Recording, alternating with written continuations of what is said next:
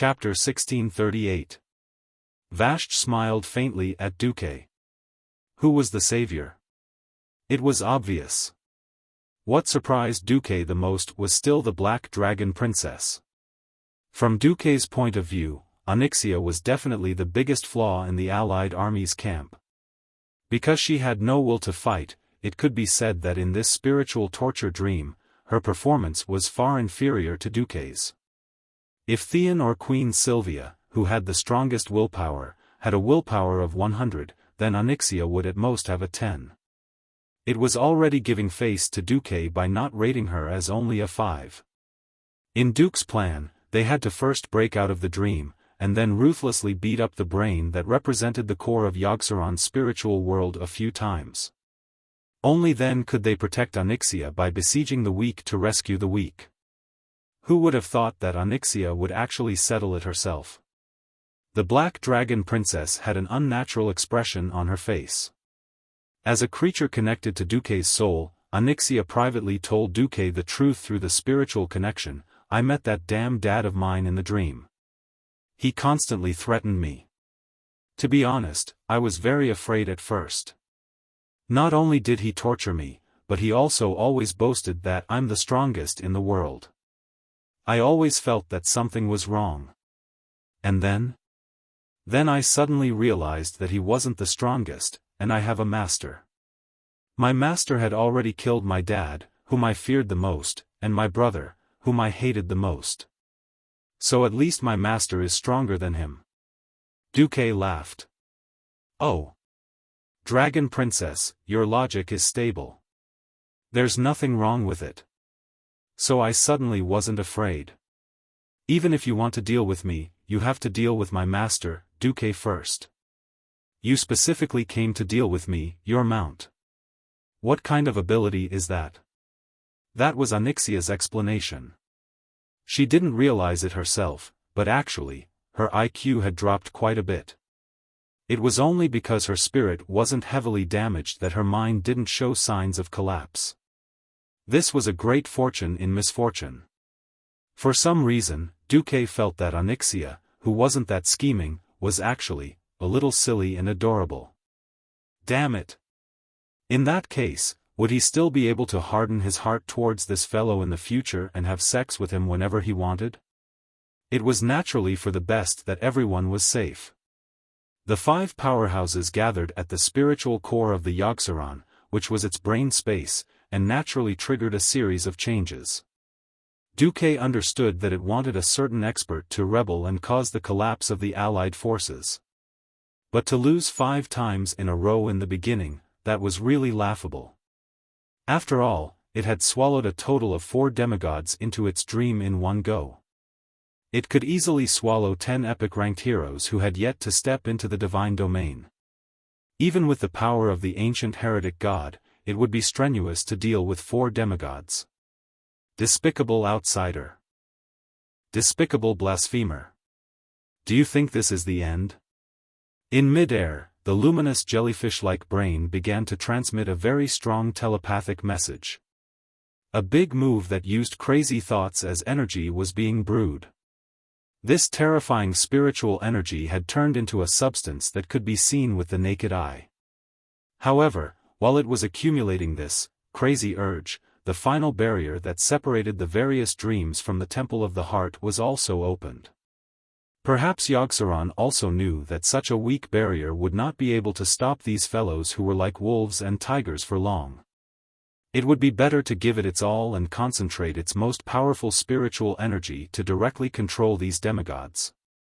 Then, it could turn the tables in one fell swoop. As strong as "There's a Silly Dragon" was, it was not an easy task to forcefully brainwash a demigod. If it could really brainwash them so easily, why would it need to slowly corrode Loken's mind and make him a traitor, knocking out his companions one by one and sending them to it? If it was really that powerful, wouldn't it just directly control all the Guardians? Therefore, this kind of forceful, mentally retarding, had a huge drawback. For example, its spiritual energy would be greatly reduced. Another example was that this move had a very long time, as long as 60 seconds. This led to one result: the ideal was beautiful, but the reality was cruel. It was a big move right in front of everyone, and it was a big move that lasted for 60 seconds. If Yogg-Saron released all of this, Duque could change his name to Kidu. Beat him up. With her master's order, Onyxia, who had temporarily become loyal after being hit by the monkey-style retarding, was the first to transform into a dragon and rush forward. Without saying a word, she took a deep breath. The scorching flames, which were burning at an extremely high temperature, caused the ball of mental energy that was gradually gathering and growing brighter to flicker unsteadily. Servanas and Vashj, the two of them, opened fire with lightning arrows. Faced with a huge target that they could not defend against, there was no need for any rapid shooting techniques. The two female demigods slowly drew their bowstrings with all their strength in the aim and shoot position, injecting as much elemental power as possible into the arrows. Then, as if cutting through the entire Temple of the Heart, two arrows streaked through the void. The scene in front of them seemed to have been cut into 3 parts at once. Evil God, your destiny is destruction, Theon exhaled and raised Ashbringer high in the air. The broad blade was filled with golden holy light. He seemed to be using his actions to illustrate the saying, justice may be late, but justice will never be absent.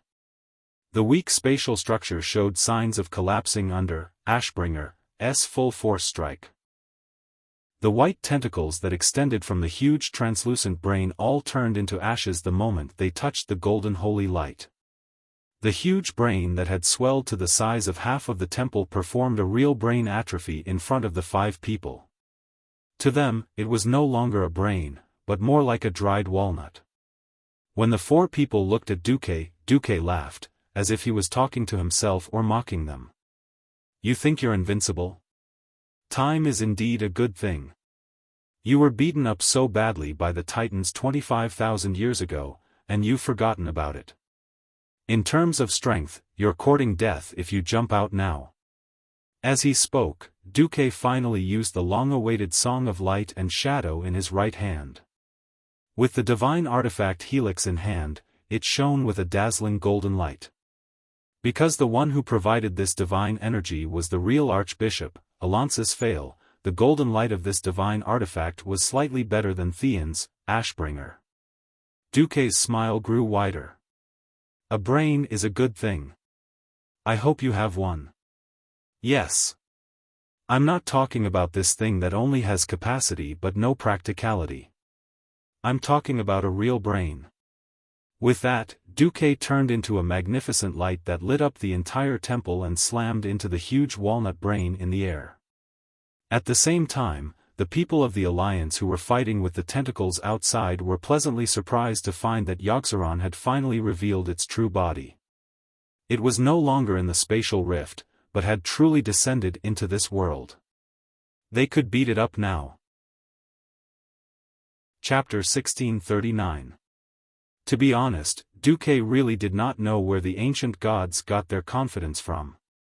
If they had gathered together to cause trouble like in the ancient war 10,000 years ago, the Alliance army of Azeroth would not have been able to withstand it.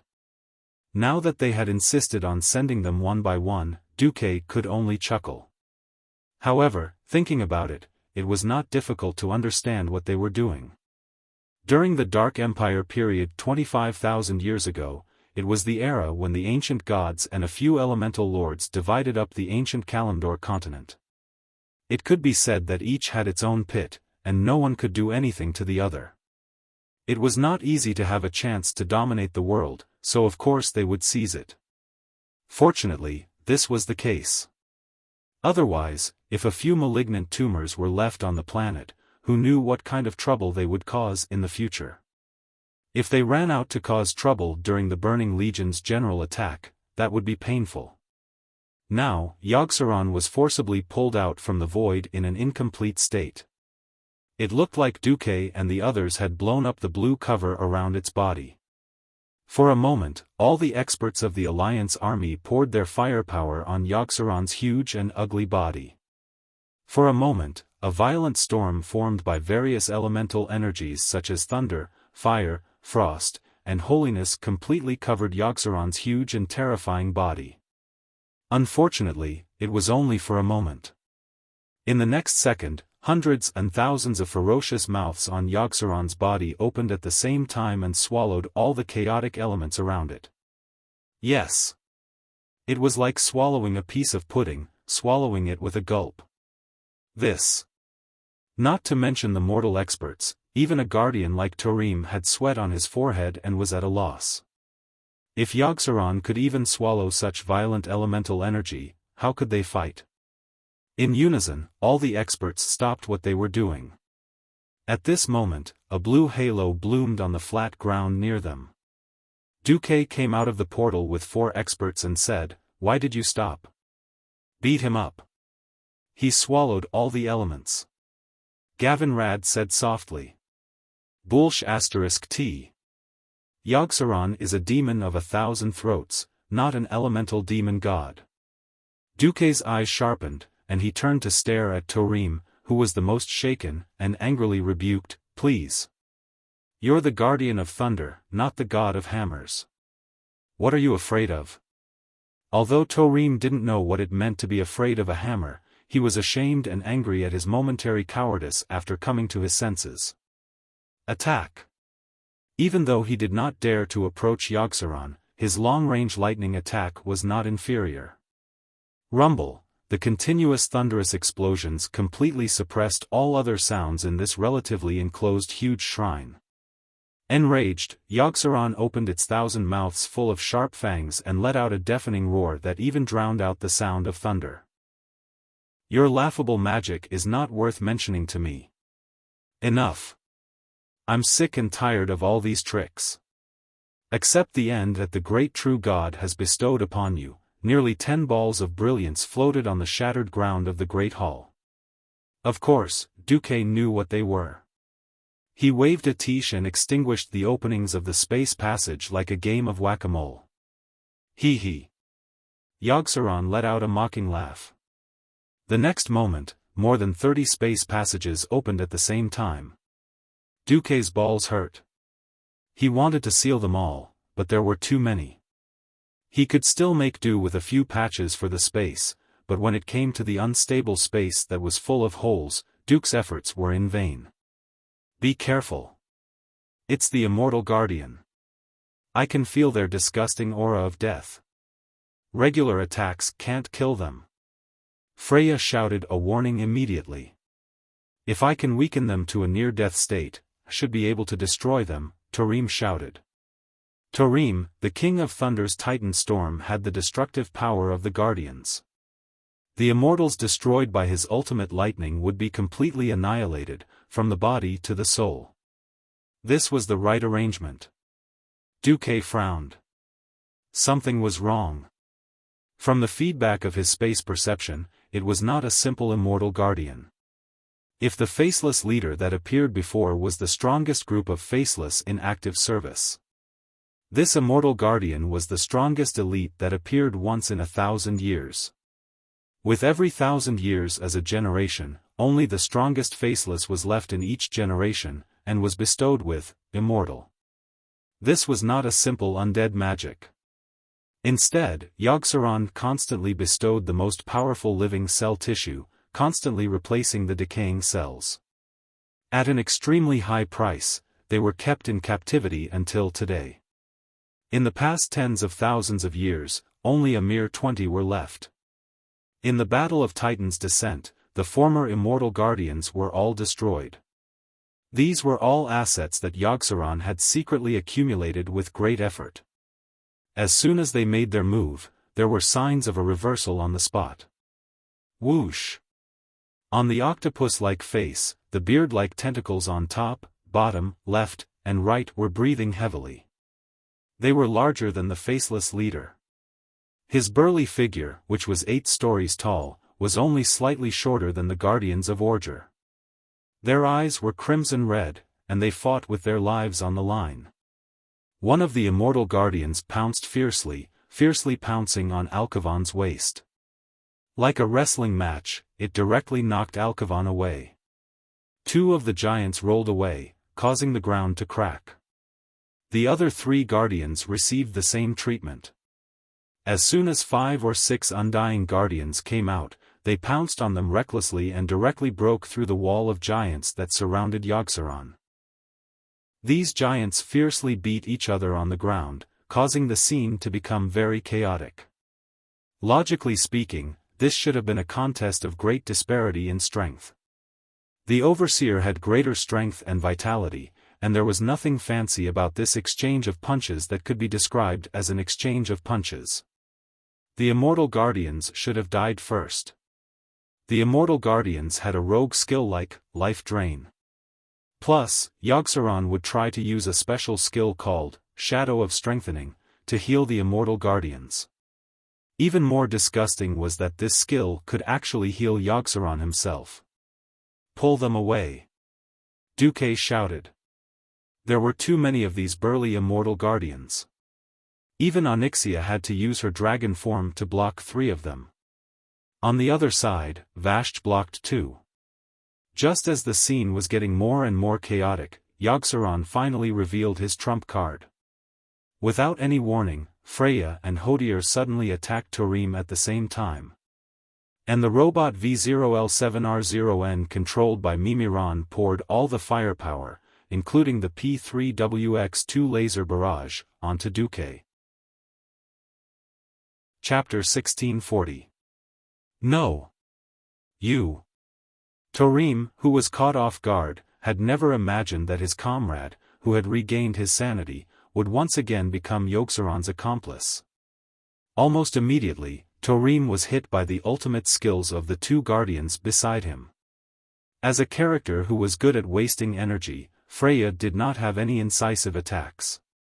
She just used sunlight at the right time and blinded Tarim temporarily.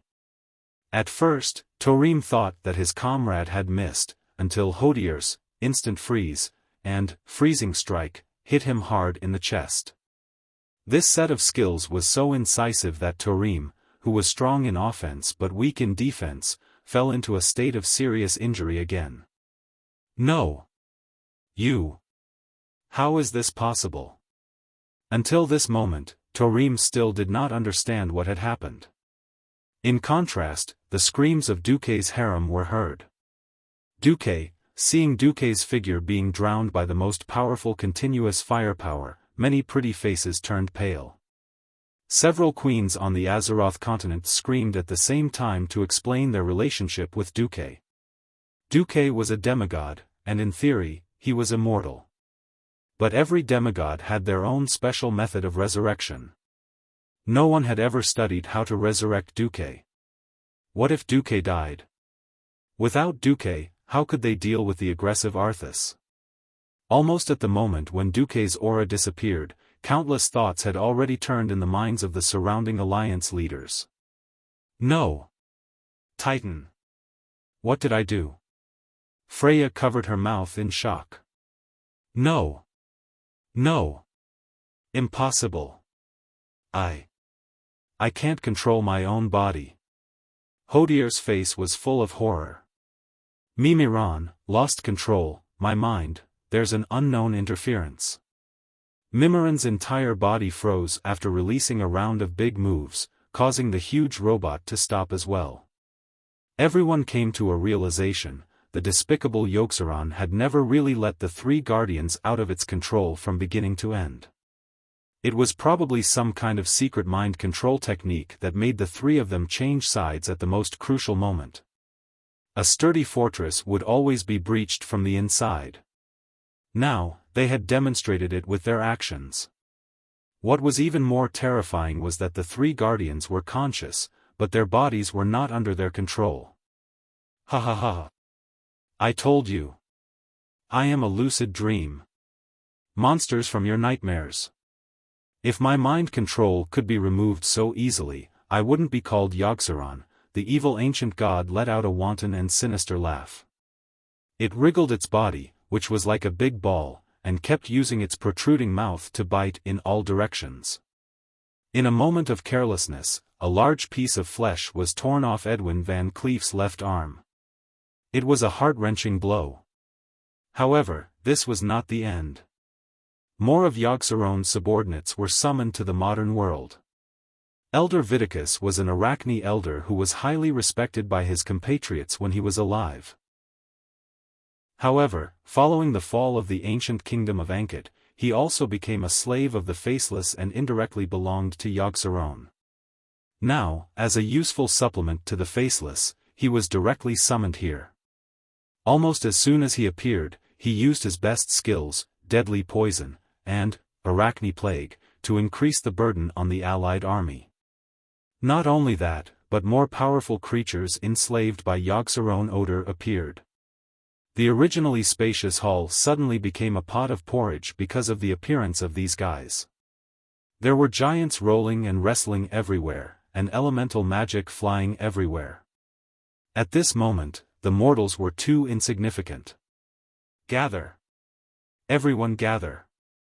Magni shouted at the top of his lungs. However, he, who had activated Deity's descent and turned into a giant dwarf, was also entangled by an immortal guardian. Queen Sylvie ruthlessly gave that guy 3 thunder arrows, but it only reduced the guy's enhancement by 30%. It only made Magni feel less pain when he was beaten. Everything was in chaos. At this moment, a cold snort came from the void. Humph, it wasn't loud, but it was like a light that pierced through the night sky and chaos, allowing the allied army to find their backbone in an instant. Duque. Only Duque could do it. Only he could make the guardians and mortals listen to him at the same time. Just now, the moment Mimiron locked onto Duque, Duque's retina had been flashing with the system's red warning light. The system elf might not be that sensitive to unknown mysterious magic attacks, but when it came to mechanical attacks, it was simply accurate and would never make a mistake. If he was hit by this, then Duque could just kill himself. Coming out of the void, Duque ordered, "Pull all the immortal guardians to the east and west sides. Sword Emperor suppress Hodier. Thaddeus interfere with Freya." A densely packed magic net suddenly appeared in the void. On the nodes of the magic net's elemental network, huge shining dots of light formed something similar to a portal. The elemental emissary and the Karaji twin emperors that Duque had hidden for a long time finally appeared at this moment. The insidious Yogg-Saron was using the Guardian's identity. If the 3 of them completely fell, Tarim might call on the allied army to kill them directly like he did with Loken. However, it was this controlled state that made the allied army the most cautious. At the very least, the allied army had to find enough experts to form an exchange with the 3 of them. Needless to say, Duque really had so many powerful subordinates. Sword Emperor Vecnala's magic immunity was just right to bully Hodier. Freya herself seriously lacked attack skills, so it was fine as long as she didn't use sunlight to interfere. Thaddeus was barely up to the task. As for Mimiron, Duque saw another guardian that was different from the others. This great inventor was indeed being controlled, but this incomplete control gave Mimiron an opportunity. After he locked onto and attacked Duque, he let his huge robot fall into an overloaded state. Without the robot, he was just a weak mechanical gnome. His self-imprisonment allowed Duque to free up more powerful fighters to deal with Yogg-Saron. The demon emperor Veclock was waving the Karaji scepter and killing everything in its path. His special immunity to physical attacks of the same level allowed him to attract the attacks of 8 immortal guardians without any qualms. It's the final stage. Be careful of the crazy skeleton's special skill. Long-range attackers, try not to look at Yogg-Saron. Such a big guy, you can hit him even with your eyes closed. Duque shouted. At the same time, he began to combine Atish and Song of Light and Shadow together. Chapter 1641. The air was filled with chaotic auras.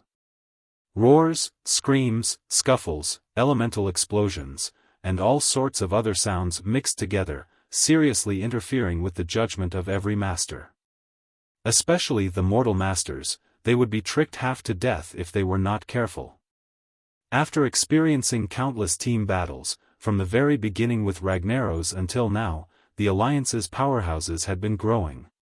Whether it was their own strength, experience, or equipment. But this kind of fierce battle, which was many times more shocking than in monster movies, was still a headache. The 10-story tall giant and the monster were fighting endlessly, and the space for mortals to dodge to was quite limited.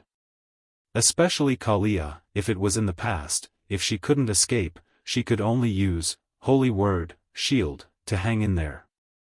But now there was Jaina, who used the mage hand, inherited from Duque to save the situation, saving many of her companions who didn't have high mobility out of danger.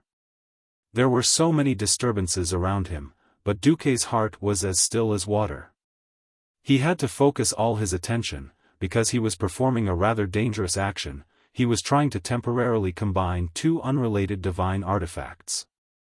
Atish, legendary guardian staff, was a typical arcane magic staff, and Duke Marcus' Song of Light and Shadow, the spiral sword, was a standard holy longsword. These two divine artifacts were originally unrelated, and Duque wanted to cross the boundary of mystery, and combine them, even if it was temporary. This was also a very high-risk thing. If there was a choice, Duque didn't want to do this, but unfortunately, Yogg-Saron wasn't a simple ancient evil god. Back when Sargeras was still a titan, he represented the pantheon to imprison Yogg-Saron. At that time, the imprisonment was actually not complete, because there was still a large amount of biological tissue tightly connected to the planet, and what was imprisoned was only its core. Now, this spatial cage was already riddled with holes. Even though he had just forced Yogg-Saron to the real world by attacking that brain-like spiritual core, it didn't mean that it couldn't return to the spatial rift that was no longer a cage. If he just attacked with Song of Light and Shadow, with full force, he could certainly heavily injure Yogg-Saron and even destroy most of its core. The problem was, what if he missed? None of the ancient gods were fools. When they really couldn't take it anymore, they would also shrink back. Once it retreated into the Titan cage, all the divine power would be depleted. No one doubted the vitality of an ancient god. For example, the last time they fought Si Thun, if it wasn't for the cooperation of Azeroth's star soul and the will of the star planet, Si Thun probably wouldn't have died so cleanly. If he wanted to achieve complete victory, he had to at least lock down its space so that it couldn't escape. This required the power of Atish, which was super powerful and had rare spatial properties. Atish itself was already very long. When it was propped up, it was as tall as a person. With such a long staff and a sword on top of it, the only shape he could think of was a spear. However, a staff head that looked like a crow but was actually shaped like a chicken drumstick was placed together with a spiral sword. No matter how one looked at it, it didn't look right. Not to mention that they were two completely different types of energy. At the end of the staff head and the sword hilt, there was an empty space the size of a palm. In that small space, the purple-blue that represented arcane energy and the gold that represented divine power were fiercely mixed together. It wasn't a fusion. It wasn't mixing. Instead, it was mixing into a ball. The most gentle and versatile arcane energy, which could be said to be the foundation of elemental magic, became extremely unstable under the influence of the divine power that was completely different and belonged to spiritual energy. It looked like that ball of light was the largest magic bomb. Once it exploded, regardless of whether Yogg-Saron died or not, none of the mortal powerhouses present would be able to survive. Impossible. It can't be done. Duque, don't mess around. Servanas turned pale with fright the moment he saw what Duque was doing. Is this possible? Tarim, who was seriously injured, struggled to get up. The eyes of this guardian who had lived for 25,000 years were filled with disbelief. Mimiran's mechanical eyes flickered with an unknown light. Interesting, Kale, that's and Jaina, the two top-level mages who were determined to break through to the demigod realm, were shocked as if their common sense had collapsed. Why did Duque only do such a terrifying experiment at this juncture? And he went all out right from the start. Ha ha ha. You can't do it. Do mortals want to become true gods after stealing divine power? You're too naive. Little guy. Not to mention that you don't have enough power, even if you have enough energy. You can't control it. Yogg Saron opened its 1,000 mouths wildly, each of them flashing with a cold light as they laughed wantonly. Hee hee. Duque suddenly laughed as well. That's not necessarily true. There's always a turning point in everything. If you can't do it, it's just that you haven't grasped the method, and your hands and feet are bound by your poor imagination. At this point, Yogg Saron's power had undoubtedly weakened. From the moment it had been able to control the entire battlefield to the moment it was forcibly dragged into the modern world, its power had started to decline greatly. Although it was still very strong, it was no longer the super-evil god from 25,000 years ago that could only be defeated by the strongest Titan warriors. The rapid decline of its power and the recovery of the four guardians allowed Du's magic net to invade the stairway of madness. With the Titan rune array passed down by Maligos and the Titan magic formula that Duque had secretly obtained from Alcafen's treasury, he had perfectly increased Duque's strength. A huge array unfolded behind Duque. Duque chanted a rare incantation. In the name of the Titans of the Pantheon, I swear before the soul of planet Azeroth that I, Duke Marcus, am the one who brings order to the planet, and it is my duty to kill all those who are chaotic and evil. Duque's voice was not loud, but it resonated with the tens of thousands of Titan runes behind him, causing the sound of the incantation to resound throughout Otter and even the snowy world of Northrend. Not only could Lich King Arthas, who was in the Icecrown Glacier area, hear it, but even Muradin, who was fighting Ajo Nerub in the Dragonbone Wilderness, and William, who had already killed his way to Zudak, could hear it.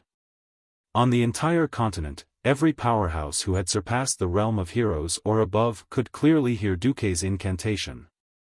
The magic net became incomparably dense, and every inch of the magical network channel flickered with the radiance of the elements.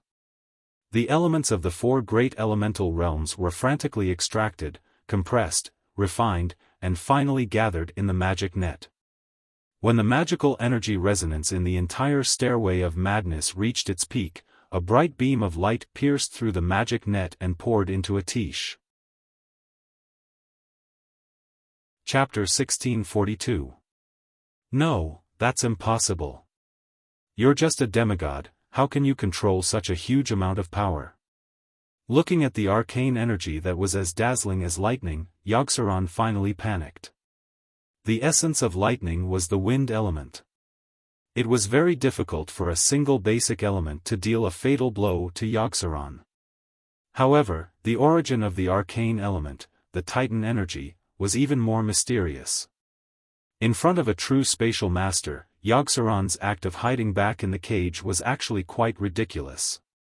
Every evil god was ambitious and ruthless. An ambitious person did not care about integrity, so when Duke poured an overwhelming amount of arcane energy into Atish, Yogg Saron decided not to gamble. Its huge body, which could not fit an entire football field, actually became a little illusory and transparent at this moment. That's right, it began to shrink back into the cage. Even this state could not be maintained for long. Not only that, its largest mouth was like a huge eye that began to stare at Duque. Crazy gaze. This evil ultimate move would cause a huge amount of special shadow damage to the target, as well as terrifying mental damage. Even Duque would not dare to take it head-on. After taking this move, Duque would also become brainless. Just because Duque did not dare, did not mean that someone did not dare. In front of Duque, a holy figure opened his arms, and with his semi-illusory golden body, firmly blocked in front of Duque. The complex golden array containing divine power also opened in front of him. Alonsis Fail, Duque's biggest trump card against Yogg Saron. This respectable old man, the deceased, with his noble and selfless spirit, still used his soul to protect Azeroth even after his death. He could not completely resist the attack of an ancient evil god, but with help, it would be completely different. Teacher. Teacher. 25 years later, Tyrion Fordring and Gavin Rad Doom, the two of the 5 silver sages, were once again standing behind their teacher. Duque narrowed his eyes. The scene in front of him made him feel as if time had flowed backward. That year, the 5 silver sages were still uncles. Although a certain Gavin Rad had become bald and stronger, his original intentions had not changed. The two of them, master and disciple, were still standing at the forefront of the fight against evil. Thank you. Duque uttered a soft murmur of thanks. The 3 of them heard it. They turned their heads slightly and nodded in acknowledgement. No, I am the king of Azeroth. This world is mine. You damned guardians and mortals, don't even think of stopping me from conquering.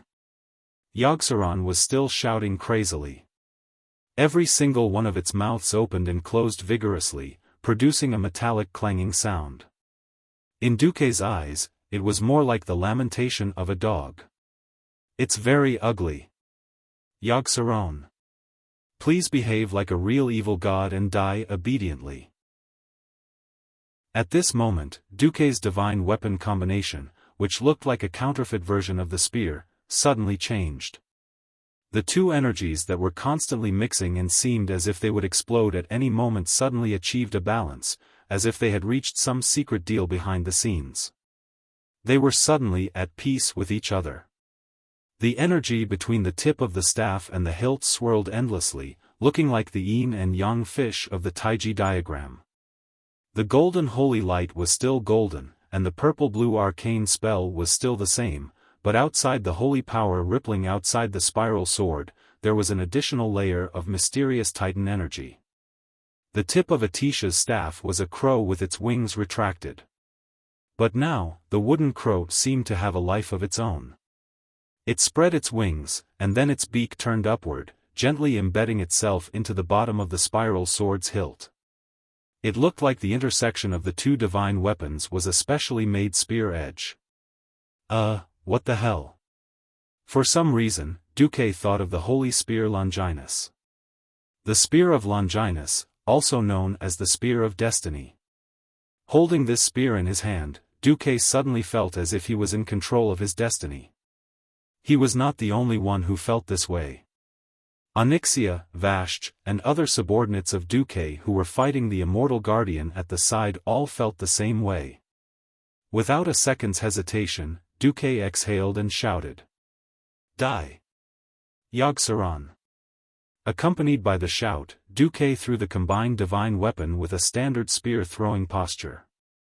No, no, no, no. Yogg-Saron's biggest mouth moved left and right crazily. It pulled more spatial curtains in front of itself in an attempt to escape from this incomparably terrifying spear. Unfortunately, it was completely useless. Even though it crossed an unknown amount of space, the counterfeit version of the spear of Longinus was still like a spear of light. After piercing through an unknown number of layers of spatial barriers, it accurately pierced into Yogg-Saron's head. Gianna's voice was almost sleep-talking. Because she saw that, Atish had actually acted as a booster. The real killer move still fell on Song of Light and Shadow's head. Of course, she did not know that Duque's move was inspired by the Celestial Empire's multi-stage rocket launch system. Even if they could not make an entire space rocket, they should be able to make a multi-stage rocket, right? The incomparably sacred golden light looked so simple and unadorned that even Duque himself felt that the light was similar to the light of a flashlight. Perhaps because they were separated by too much space, even though it looked so close, no one could sense any energy fluctuations in this attack. Kale, Vats, Gianna, Solarian. All the mages present felt a cleansing of their imaginations. The common sense of magic that they had learned for so long told them that any element would weaken. There was no element that could leave the control of a mage and cross space, or even space jump, without elemental loss. Duque used the energy of the Titan runes as a cover, perfectly avoiding the loss of energy. There was not even a trace of overflow. This kind of magical attack that could not exist in theory had truly established Duque's position as the god of the weave. Only this was Duque's true creation, a godly technique that surpassed the entire Azeroth magic structure. In the deep, dark space, the remnants of the sacred golden light were still emitting residual light.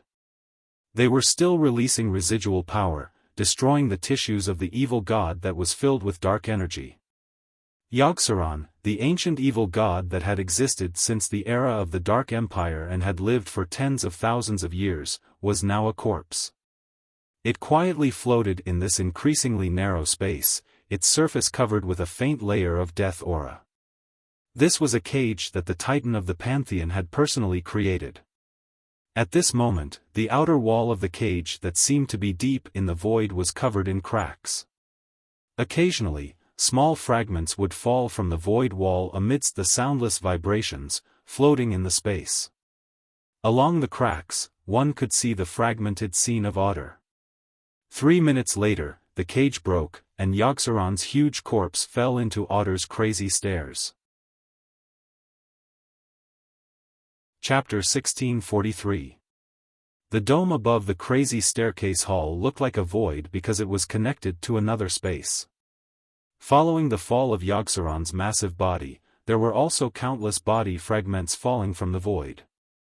There were disgusting fragments, as well as shards of fangs that flickered with a metallic luster and were stained with blood. Because of the spatial dislocation, there was a strange error in the transmission of sound. It was not until Yogg-Saron's body fell that the final scream full of hatred and resentment was heard.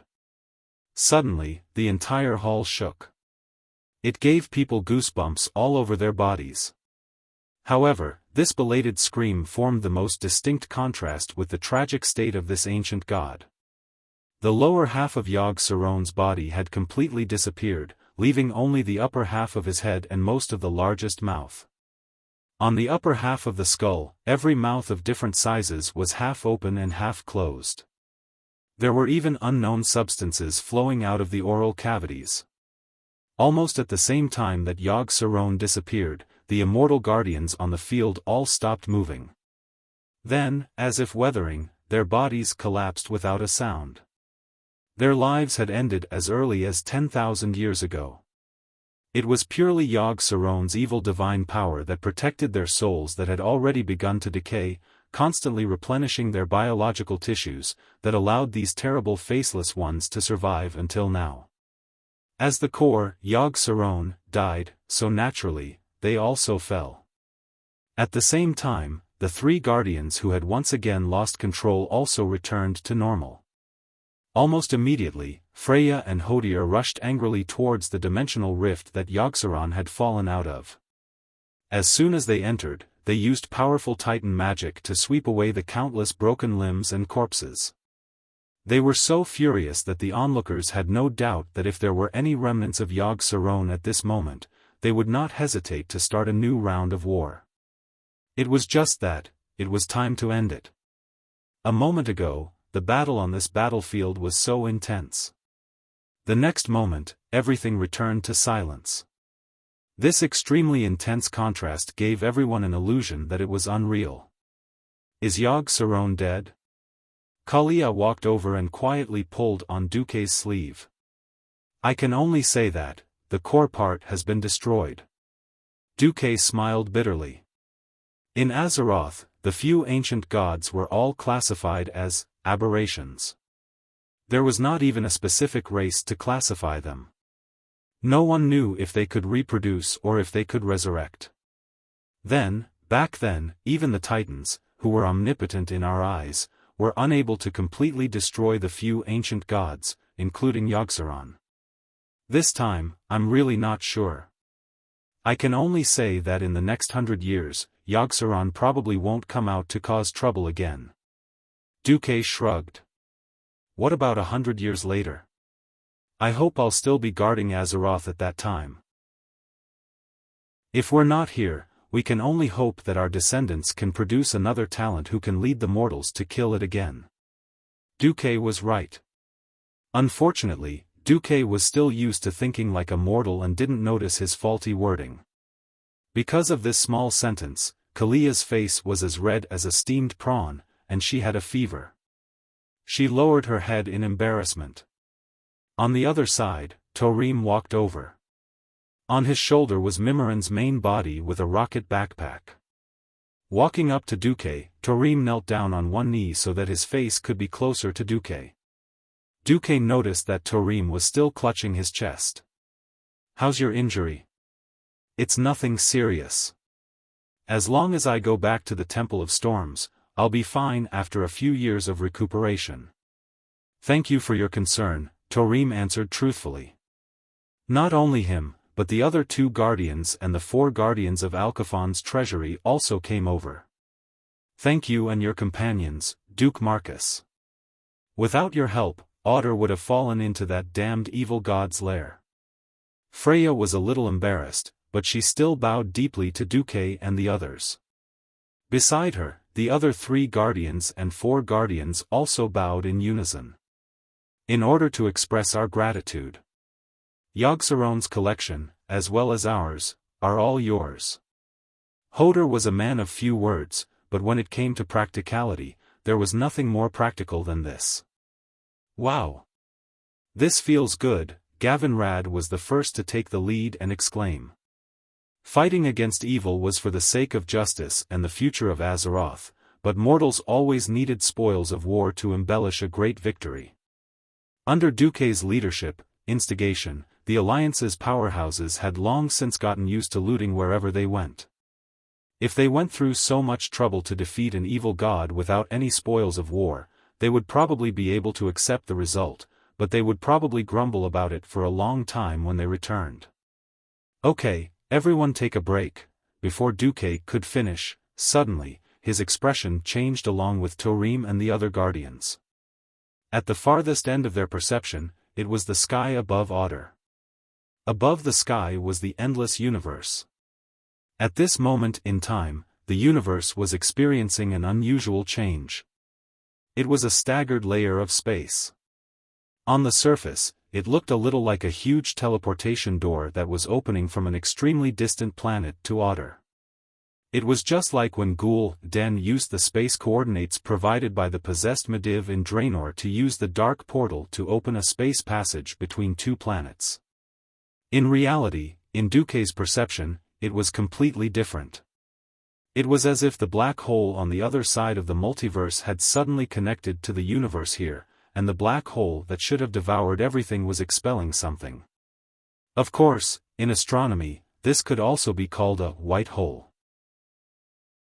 Some extremely powerful existence was tearing through space, crossing dimensions, and rushing here. F***CK. I actually forgot about him. Yes. He was observing Orgaren. He was an observer left behind by the Titans, an imperial envoy who came to purify the world in case the planet was accidentally corroded. In order to prevent Orgaren from discovering his crimes, Loken had modified the data. The observer would only descend when he died, formatting Azeroth so that all living beings would be buried with him. This was the big hole that Loken, whose mind had been completely corroded, had dug for the living beings of Azeroth. Although he knew that in this life, it was Torim who lured Orgaren away, but Duque still wanted to say to Orgaren, "I bought a watch last year. Damn it, why didn't you come earlier or later? Why did you come out to cause trouble when we were fighting Yogg-Saron? If it was earlier, it would have been good to get Orgaren to help fight the ancient gods. If it was later, at least everyone could rest for a while and recover some vitality." This guy, appearing at this point in time, it was really amazing. Chapter 1644. Torim's face turned ashen. Not only him, but all the Guardians' expressions turned gloomy. "What's the matter?" Magni noticed that their reactions were not normal. Freya said something that shocked the Alliance's powerhouses. Letting Yogg-Saron escape is tantamount to dereliction of duty. When the observer Orgaren arrives, he may remove our Guardian qualifications on the spot. By the way, removing our qualifications is equivalent to destruction. Tarim continued, remember what I said? If Orgaren determines that planet Azeroth has been completely polluted, he will send a purification signal to the Pantheon, which is to destroy the entire planet.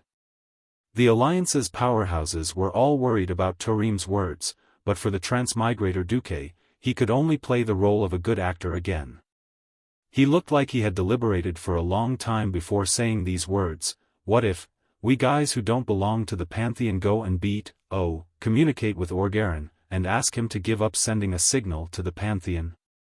As soon as Duque's voice fell, Gavin Rad, Magni, and the others were already making a ruckus. Even Queen Sylvanas tightened her grip on her divine longbow.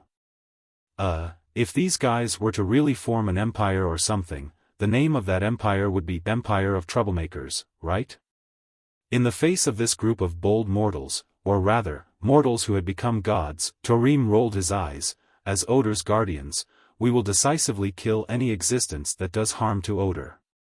On the other hand, we have no right to stop you from communicating with the emissaries of the Pantheon.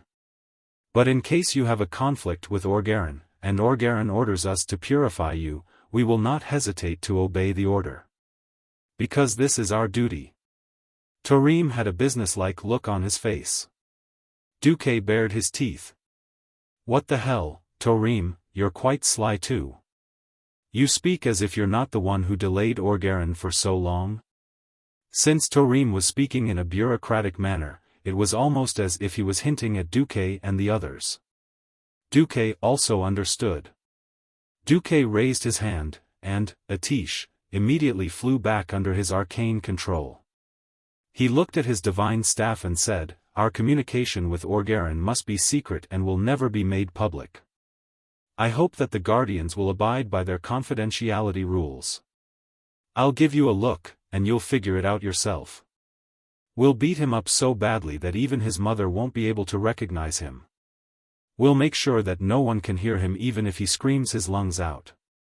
Just pretend to be ignorant. Mimiran's mechanical eyes flickered non-stop. The Titans didn't leave us behind because they didn't expect us to stay the same. They are also eager to see changes and new possibilities, otherwise they wouldn't have arranged for me, the creator. This was also a hint, and several Guardians and Watchers nodded in response. Duque suddenly felt a little admiration for the group of dead people from Pantheon. One had to admit their greatness. The Titans could actually create such a group of powerful creations with self-awareness and self-values out of thin air, yet they had firm wills and scrupulously abided by their duties. Under normal circumstances, the Guardians would never overstep the duties set by the Titans. However, their wills were able to strike a perfect balance between their desires and their duties. The Titans were definitely worthy of the title of Creator. You should get a platinum disc from the Iron Parliament, Mimiran reminded them. This? Gavin Rad took it out. This is called the Archive Data Disk. Mimiran said as if he had no idea what was going on, and then refused to speak again. Duque smiled and patted Gavin Rad's shoulder. Everyone understood that this thing was the key to the place where Orgaren descended. However, the Guardians and Watchers could not help Duque and the others against their own Imperial envoy. This was the biggest weakness. Everyone's heart was actually a little uneasy. Duque could not say it out loud. After all, this was quite a taboo. Alright, let's quickly divide Yogg-Saron's collection, then have a good chat with Orgaren.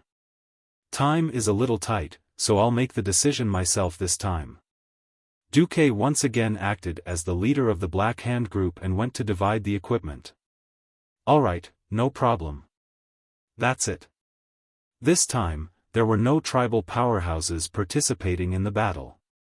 They were all on the same side, so there was nothing to be embarrassed about. As an ancient god that had lived for tens of thousands of years, especially during the Dark Empire period, Yogg-Saron enjoyed the tributes and sacrifices of countless believers as a god.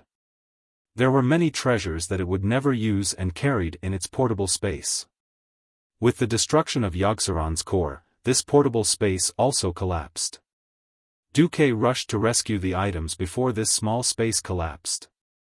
This wave was actually quite rich. Jaina obtained the dagger, Scar of Soul. This dagger was shaped like a double-headed greatsword, but it was actually quite small. There was a green rune energy flowing in the middle that looked like a question mark. No one knew if it came from a warrior who had fought for the Titans back then, because this was a pure Titan rune magic sword.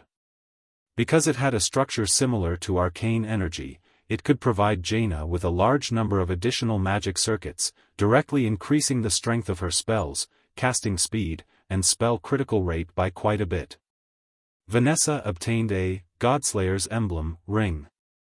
This not only provided her with a large increase in agility, but it was also proof that she had slain a god.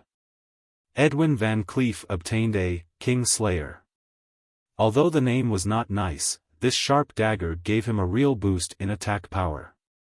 Magni took the King's Royal Family Emblem, without any dispute. This defensive accessory came from an unknown king, and it was stained with blood that could not be washed off. Even after countless years, it still seemed to prove that king's determination to protect his country. Most of Yogg-Saron's drops were loose items. Basically, if anyone saw something suitable, they would raise their hand and equip it on the spot. If they were worried about any curse or unsafe shadow energy residue, they could just ask Freya to purify it. It was a piece of cake. Duque also changed his equipment for the first time in a long time. At the level of a demigod, generally speaking, unless it was a divine artifact, there was nothing worth Duque taking. Whether it was worth it or not was one thing, and whether he wanted it or not was another. Duque obtained the False God's Boots. This wasn't the original name of the boots. History books were written by the victors. Since Yogg-Saron had knelt, it was a false god. There was nothing special about these shoes. The important thing was the extraordinary horror shoulder accessory. Chapter 1645. This epaulette was quite eye-catching. On the inward curved, crescent-shaped epaulette was a pink light shield similar to the outline of the epaulette. This not only provided additional magical defense, but it was also blindingly bright like a neon light. It was as cool as it could get. Back then, the friends who played with Duque had fought over this item countless times. With it, Duke could be considered to have fulfilled a small wish. When the equipment was almost distributed, there was only one accessory left that no one wanted. This thing. Duque saw it and understood why everyone had strange expressions. This small pants-like accessory was the claws of the conquered Yogg-Saron, and as the name suggested, it could summon a tentacle of Yogg-Saron to fight for oneself. Most of the biological tissues that belonged directly to Yogg-Saron had collapsed and died, which was an exception. It was more like a certain mighty power during the Dark Empire had cultivated a part of the detached limb of the god it worshipped through special means, turning it into a single tentacle that obeyed its commands. Hey, Duque, didn't you already have one of these last time? Since you like this, why don't you take it and make a pair? When Gavin Rad said this, he was completely unaware that almost all the women present were looking at him like he was a cockroach. And then Duque was implicated. He. It was an awkward but polite smile. Behind his back, Duque wished he could strangle Gavin Rad's big mouth. That's right, Duque did get an accessory, see Thun's tentacle, before. If he took the claws of the conquered Yogg-Saron, then he would have two items that were deeply loved by gentlemen. As a result, the way Duque's own harem looked at him changed. One by one, their pretty faces stiffened. Silently, they all stood together, forming a firm alliance. They were clearly saying, Duque, if you dare use them on us, just wait for the harem to explode. Duque looked back with a despairing look and asked, do I look like such a guy with such a heavy taste? The 5 people at the core turned their heads in unison, looked at Vashj, then looked at Onyxia, and then the 5 of them nodded in unison, clearly saying, yeah. That's right. The affairs of the world were unpredictable, and the human heart was unpredictable. We didn't know you were such a hardcore guy, otherwise we wouldn't have followed you. Woo-woo, Dumuk burst into tears. For a moment of carelessness, he couldn't control himself, and now his world-renowned reputation was lost in a single day. I don't want to live anymore. All right. The death of a fellow Daoist is better than the death of me. It's not fair that I'm the only one who fell into the pit. Duke's expression was solemn as he called Gavin Rad and Kale. That's over. Now, as the commander of the Alliance, I will give you an arduous and long task. This is for you. After saying that, Duke gave Thun's tentacle to Kale, and Yogg-Saron's claw to Gavin Rad. Gentleman Dumuk's face was stern. The Alliance needs you to thoroughly understand these two defeated ancient gods and see if there are any remaining living organisms left in the world. Or, you can try to see if you can develop a tool to detect the remnants of the ancient gods. One of you is the Alliance's most revered great paladin, and the other is the wisest Kirin Tor chairman. The Alliance can rest assured by handing this task to you.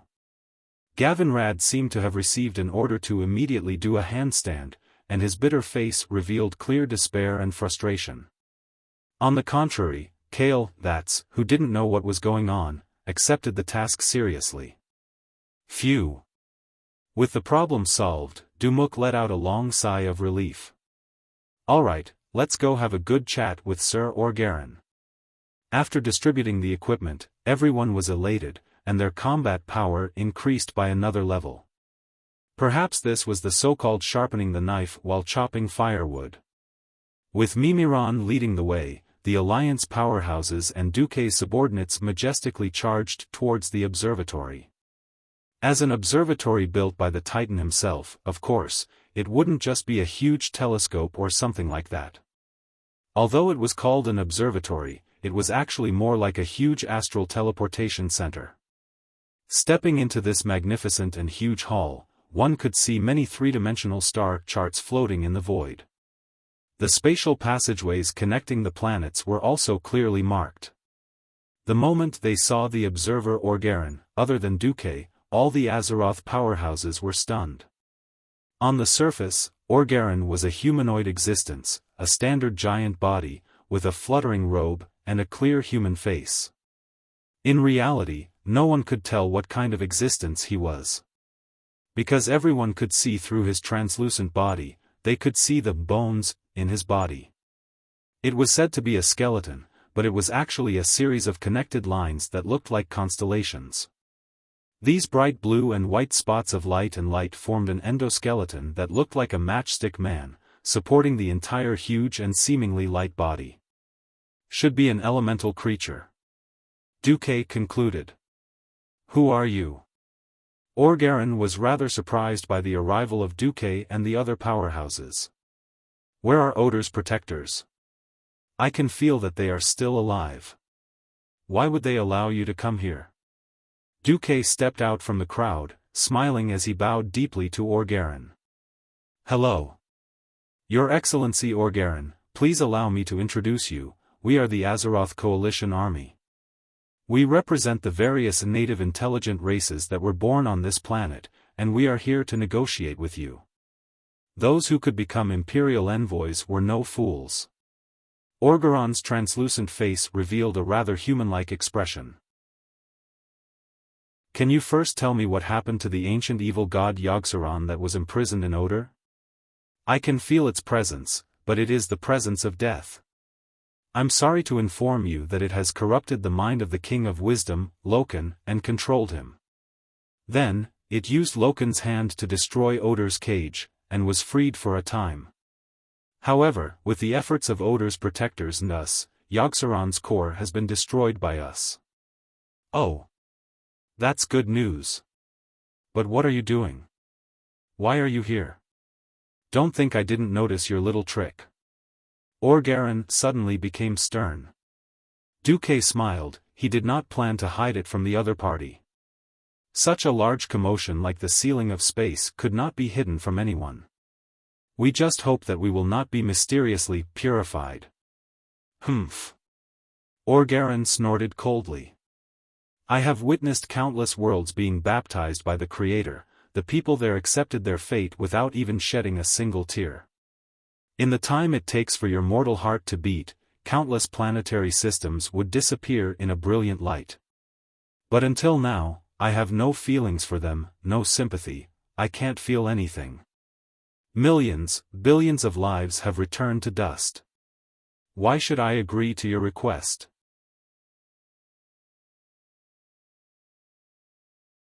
What's even more unbelievable is that the Guardians, who were supposed to abide by their duties until the end of the universe, have also fallen.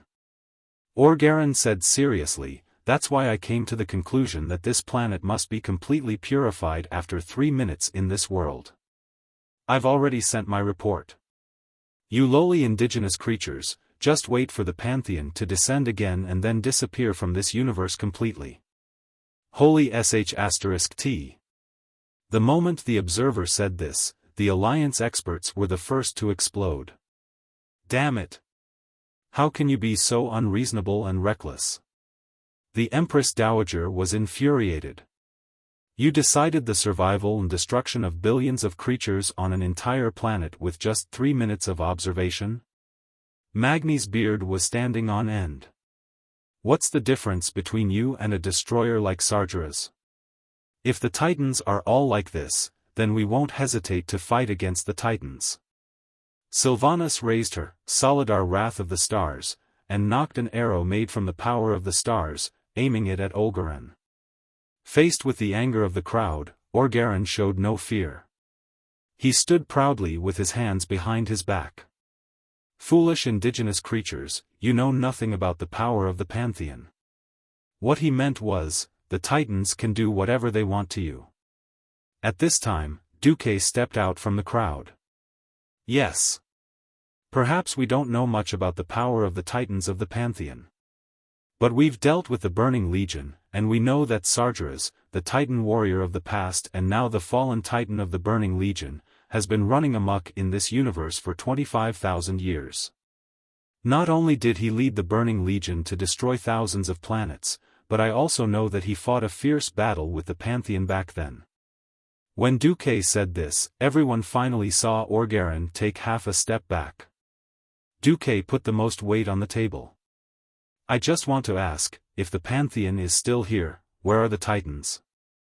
Are they willing to let the fallen Titan who betrayed them roam the universe freely? Or is the Pantheon actually destroyed? To Orgaron, Duque's words were not only harsh, but also outrageous. Orgaron waved his hand. How dare you? I'm the supreme representative of the Titans.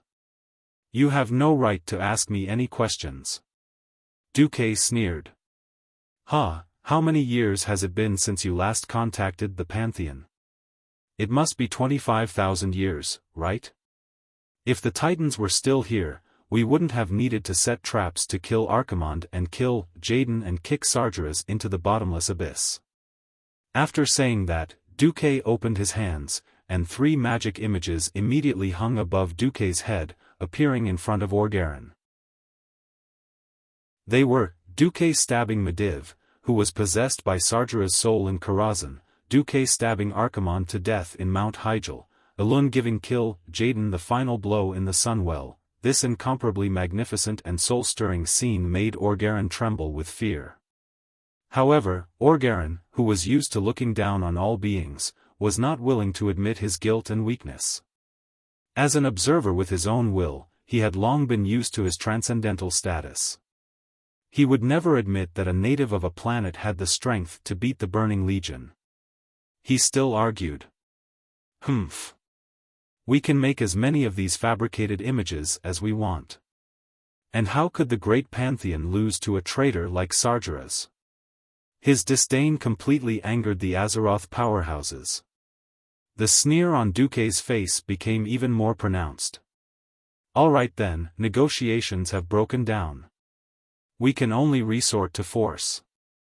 Duque raised his hand and gave a simple order like a mafia boss. Beat him. This time, to everyone's surprise, the one in the lead was actually Onyxia. I knew it. That bullsh *T Guardian isn't a good thing. Huh? Duque stared. You. Aren't you mistaken about something? Chapter 1647. On the surface, what Onyxia said was a paradox. She was a guardian, but she scolded the guardians as bastards. Wasn't that putting herself in a difficult spot? Duke knew very well that rather than saying this female dragon was arrogant, it was more accurate to say that she was resentful. She had been a good villain before, but then she became a traitor. Then, the Pantheon Imperial Envoy, Orgarin, actually said, "You're not a loyal servant, but all the loyal servants of Azeroth are traitors. They want to be purified, GG, and their whole family dead." How could Onyxia take it? Her resentment had reached its peak, and the only thing she could do was vent. Onyxia started to spit. She took a deep breath, a demigod dragon as a spitter. It was a spectacular scene. If it was in the past when she was fighting alone, she would not have used deep breath right off the bat no matter what. Dragon breath needed to store up energy, and if she used up all the fire element stored in her body in one breath, even with her demigod strength, she would need to store up energy for a long time before she could use deep breath again. More importantly, the alliance was now strong. She had a group of demigods behind her. Humph. As expected, the Guardians have fallen. How could Olgarin not see that Onyxia was also a dragon aspect that had the status of a guardian, even if it seemed to him that this dragon aspect was a little unofficial? His semi-illusory left arm blasted out a fist of light with psychedelic colors. In the air, there seemed to be something extremely minute that was compressed and exploded in one breath. Its ferocious momentum shocked all the non-tank professions in the alliance. This punch was not simple. Duque narrowed his eyes and thought to himself, quantum strike? As a boss that leaned towards magic, Orgaron's physical attack was not weak. The attack just now was his signature move. On the surface, it seemed like a physical attack, but in reality, Orgarin had mobilized the smallest indivisible basic unit of energy in the air. This kind of power that was close to light energy was already in the category of quantum optics. This move could not be dodged or defended against such a subtle attack on the quantum level. She could only take it head-on. Woo! Onyxia took the hit head-on. Even though she had thick skin and flesh as a dragon aspect, it still hurt a little. At this moment, the Black Dragon Princess decisively followed her heart. In other words, she was terrified. "Master, this fellow is powerful." After a shout, she decisively dodged her huge body, opening up a path for the follow-up attackers. Duque face-bombed. "Damn it. You're so big, yet you're hiding in the corner. I'm also drunk." Duque didn't know whether to laugh or cry. Unfortunately, Duque couldn't pin too much hope on her. If she still retained her former ferocity, then she naturally wouldn't be able to subdue her. Since he was willing to be Duque's mount, he naturally wouldn't be a brave fellow. She couldn't have the best of both worlds. After all, she didn't belong to the alliance. Since Onyxia had given up the attack zone, there would naturally be powerhouses to take over. The Karaji twin emperors immediately filled in. They were quite active. If they had just subdued him, they would have more or less had other thoughts, but now, all those thoughts had faded away. Out of the few ancient gods, 2 had already been killed. What they used to rely on was just the alliance or Duque's stepping stone. Looking at this momentum, there would be more and more powerhouses joining Duque's command in the future. There was no lack of demigod-level powerhouses among them. If they wanted to keep their position, just relying on qualifications was never enough. They could also see clearly that Duque cherished old friendships. As long as they worked hard, Duque wouldn't mistreat anyone. So they were also working hard. This time, the one who rushed at the front was the Demon Emperor Vek Lor. Seeing this, Duque just wanted to laugh. He understood the Twin Emperor's thoughts very well. It was nothing more than seeing that the opponent's quantum strike should still belong to the domain of physical attacks. The Demon Emperor rushed up and used his immunity to physical attacks to take advantage. Duque didn't say it out loud. He wouldn't die anyway. As expected, those who wanted to steal a chicken would never be able to please them. Olgaran looked like he had transformed into a boxing champion. He immediately hit the Demon Emperor with a left uppercut.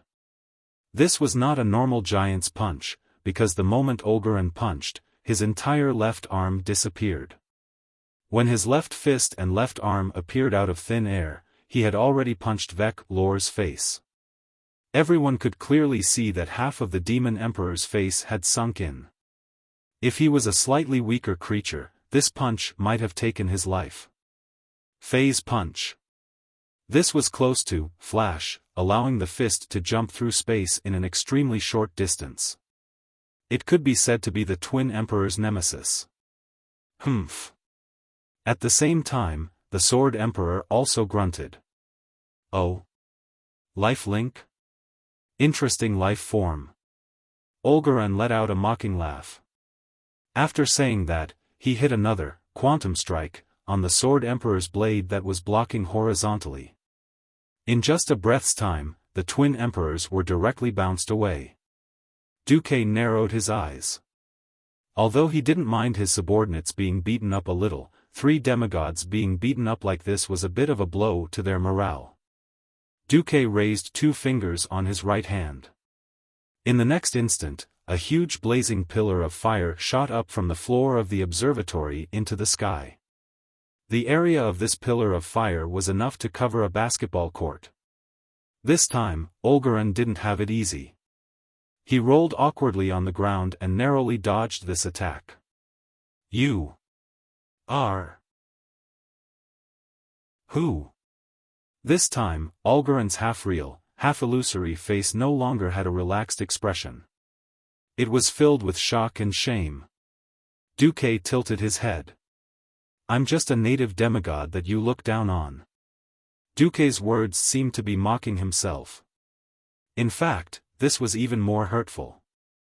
If you, Olgaran, had to dodge a mere native demigod's attack so awkwardly, then what are you? Despicable native. How dare you steal the power of the great Pantheon Titan? Olgaran's voice had changed. That's right. What Duque used just now was the power of the Titan rune that he learned from Maligos. Although the system elf hadn't completely deciphered it, it had already deciphered 30% of it. This was enough to raise the power of Duque's magic to another level. Steal? No, no, no. The previous generation of Azeroth's guardian dragon has fallen. In order to prevent the Titan rune from being lost, the master of the sleeping dragon temple of Azeroth, Alexstrasza, personally asked me to keep it safe for her. Duque chuckled, quietly dragging the Red Dragon Queen down with him. At that time, it was a matter of urgency. If they really pursued it later, Alexstrasza would definitely be the scapegoat. Hee hee. However, that would depend on the Titan's ability to pursue it. Chapter 1648. Olgaran pulled up a starry curtain to block Vash's arrows while shouting angrily, "Quibble! Quibble? Oh! That's not like you. Lord Observer, weren't you very arrogant in the beginning? Continue to be arrogant." Duque mocked Olgaran as he attacked. Hundreds and thousands of Titan runes appeared in the void behind Duque. Those were not real Titan runes. They were Titan runes branded in Duque's mind. After infusing arcane energy, they appeared in the void through the system elf. One must know that every Titan rune represented an extremely complicated technique for the application of energy. As the saying went, an expert would be able to tell if it was real or not. Olgaran's expression turned ugly. He had never imagined that a native creature that was not a creation of the Titans would be able to play around with the Titans' power so smoothly.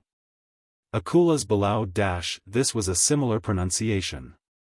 Only Duque knew that it meant insignificant skill in the Titan language. Oh? Insignificant skill? Then be careful. Don't be defeated by the insignificant skill of a native like me. Duque laughed coldly. Under the power of the weave, dazzling energy arcs flashed out of the void and poured down. Humph. Olgaran suddenly raised his hands, and a huge mysterious energy ball formed in his hands. The energy attack that was pouring down on him was instantly ineffective. The energy ball was like a whirlpool, causing all the energy near it to go out of control and become thinner and longer before being sucked into it. Damn it! It's black hole. Duque cursed. Black hole? Where is it black? Bulang Bronzebeard asked in shock. Duque suddenly came to a realization. The reason why a black hole was called a black hole was because it had the ability to swallow everything, even light. However, the reason why the human eye could see was because the eyeball absorbed light from the outside world, and through the nervous system, the photoelectric signal was fed back to the brain. This was the complete seeing. If even light could be absorbed, naturally, black holes could not be seen. In fact, Orgaron's black hole was not a real black hole. To be precise, it should be a small space tunnel with some of the functions of a black hole. However, no one could see it. I'll give you some illusions. Otherwise, you'll fall for it if you can't see it.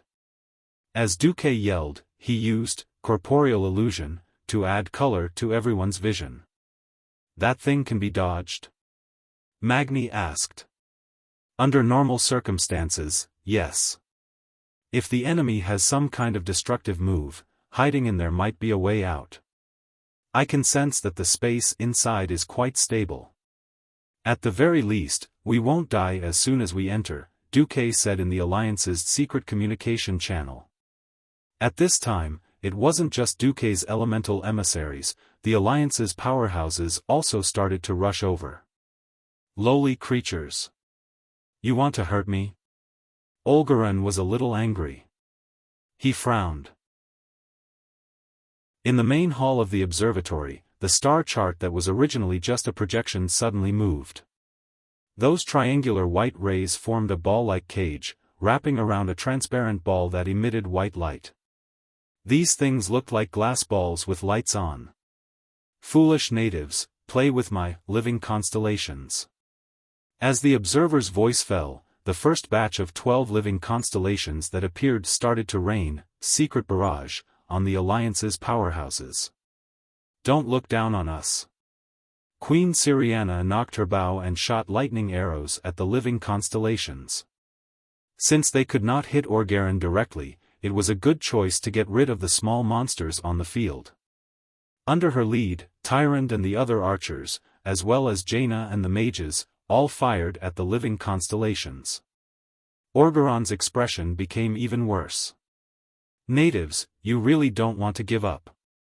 Duque tilted his head. No, we should be the ones saying that.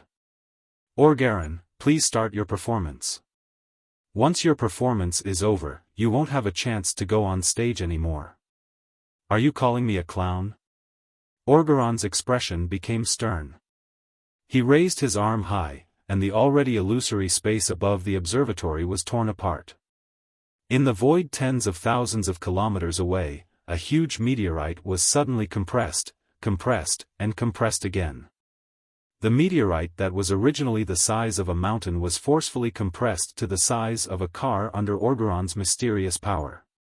In less than a second, this highly compressed meteorite suddenly crossed the void and entered the atmosphere of Azeroth.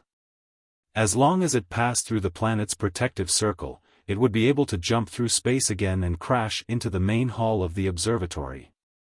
At this moment, Orgaran suddenly noticed that Duque's expression seemed to have changed. Duque seemed to be saying, "Idiot." Orgaran obviously knew that Duque had a certain level of space magic. However, at this moment, Duque did not dodge. Not only did he not use space magic to seal off the area, he did not even use any defensive measures. He was actually focused on holding back his elemental energy. What was the meaning of this? Whatever. This native demigod was definitely a disaster. He had to kill him first. Just as Orgaron made up his mind, he suddenly realized that something had happened. Inexplicably, he had lost control of this compressed meteorite that came from outer space. In the next second, he angrily looked up at the sky and cursed, "Dragon aspect Alexstrasza. What is the meaning of this? Why did you ban the meteorite that I control from entering this planet? You have no right to interfere with the observer's actions." When everyone heard this, they almost burst out laughing. Needless to say, Duque must have leaked this matter. You **T Imperial Envoy, you dare say that you want to purify the entire planet and even say that you want to execute all the dragon aspects and guardians? If the Titan came personally, the dragon aspects and guardians would definitely have to lower their heads. They might even stretch out their necks to be executed. All of this was based on the absolute order that the Titan had branded into their souls. As long as their souls were not corrupted, they could not do anything to the observer. However, with their own will, it did not mean that they could not cause trouble for the observer. Alexstrasza found a rare opportunity and decisively attacked. "I'm sorry. My and the Pentashade Dragon's responsibility is to guard this area and prevent any unknown matter from landing on planet Azeroth to affect the planet's evolution." The Red Dragon Queen's voice suddenly echoed in the observatory's temple. **T. I am the observer. That is my. Alexstrasza interrupted him, "If I say that it is dangerous, then it is dangerous. If you want to relieve me of my responsibility, let the Titan personally give the order." This time, the Red Dragon Queen was going all out. Chapter 1649. He had seen idiots before, but he had never seen such an idiot. Duque had seen many people who thought they were tigers, but he had never seen someone like Orgaron. Looking at Orgaron's angry and helpless face, Duque really wanted to tell him that the master behind him was already a 25,000-year-old pickled cabbage. Oh, it was the super daylily, long gone cold. With great difficulty, Duque managed to restrain himself. After all, at the time of Return of the Legion, mortals still needed the Titans in their soul form to level up. Now that he had offended the Titan, although he wouldn't be looking for trouble in the future, it was still a lose-lose situation. However, Duque did not mind teaching Orgaron a lesson. Without the cosmic bash, Orgaron was like a tiger that had its fangs pulled out. At least he was still a threat, but that was all he could do. The Red Dragon Queen's actions represented the attitude of the Sleeping Dragon Temple. This was definitely a big boost for the allied army. Of course, Duque would not let go of the opportunity to stab them in the back. Everything that happened here was broadcasted live by Duque to Tarim, Alkafan, and the others. Seeing the excitement on their faces, Duque knew he had achieved his goal. At this moment, he really wanted to give Algalon a certificate of merit, because this arrogant Imperial envoy had almost forced all the strong players in Azeroth to work together, regardless of whether they were righteous or neutral. Oh. Magni, who was in his god's descent state, raised the enlarged Balrog's hammer and stomped hard on the ground. His huge body was like a flying gourd as he leaped over to attack. Orgaron frowned. Of course, he realized that this native mortal had the power of a demigod. Frowning slightly, he raised his arm and took Magni's hammer head-on. The terrifying fire element bloomed on his arm and collided with the Titan's energy that was wrapped around his arm without any room for maneuver. Just based on this attack alone, Magni was undoubtedly at a disadvantage.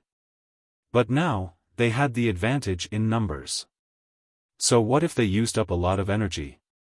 When Orgaron paid the price of weakening his power and unleashed 5 consecutive, Phase Punch, S in one go, activating the special effect, Phase Ram, of this set of skills, sending Magni directly into a small space rift nearby, which was a mini, black hole. The Karaji twin emperors rushed over again. Not only that, Duque used his left hand to gather the elements of the weave and poured a large amount of arcane energy into Atish, giving Olgaran a knockoff version of Excalibur. To put it bluntly, it was just a highly concentrated arcane light cannon. However, for the sake of showing off, a certain someone yelled EX Curry Stick, which was the name of the move that no one could understand. Olgaran might be able to take on the attacks of other strong fighters. Olgaran did not dare to take on Duque's attack carelessly. He opened up a small black hole and performed a short-distance space jump that was similar to Flash. Humph! There was no end to it. Enough. It's really enough. All of you who are filthy and go against the will of the Supreme Pantheon Titan shall be purified here. Olgaran's illusory body emitted the brightest light since the start of the battle. His outer outline became more and more transparent, and the stars that made up his internal skeleton and the light that connected these stars became more and more dazzling. As the light grew brighter, his huge body slowly rose into the air. He's using an ultimate move. Theon shouted, almost subconsciously activating his holy shield.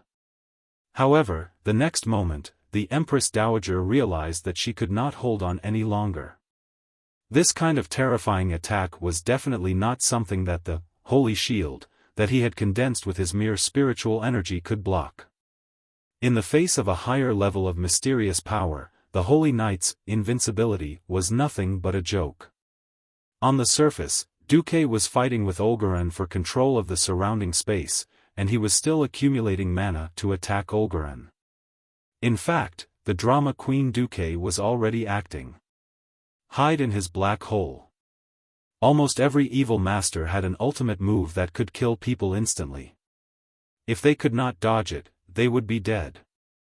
The well-trained Alliance masters quickly gave up on their targets and rushed into the black hole's devouring range. Under normal circumstances, being sucked in would definitely be fatal. When Duque rushed in with Atish in hand, everyone was shocked to find that the black hole, which looked like the stomach of some creature, had stabilized. Only a few small black balls of light swam in the space. Don't touch the dark matter. Actually, even without Duque's reminder, everyone would instinctively avoid these things. With Duque's reminder, everyone was just more careful. The experts of the Alliance entered. Vashti returned to her human form and entered.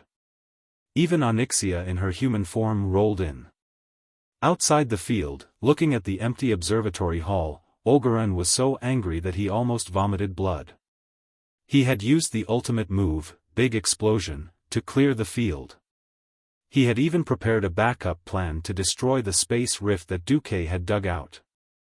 Who knew that Duque would use the small black hole he had summoned to hide? Even if it was only for a short while, it was enough.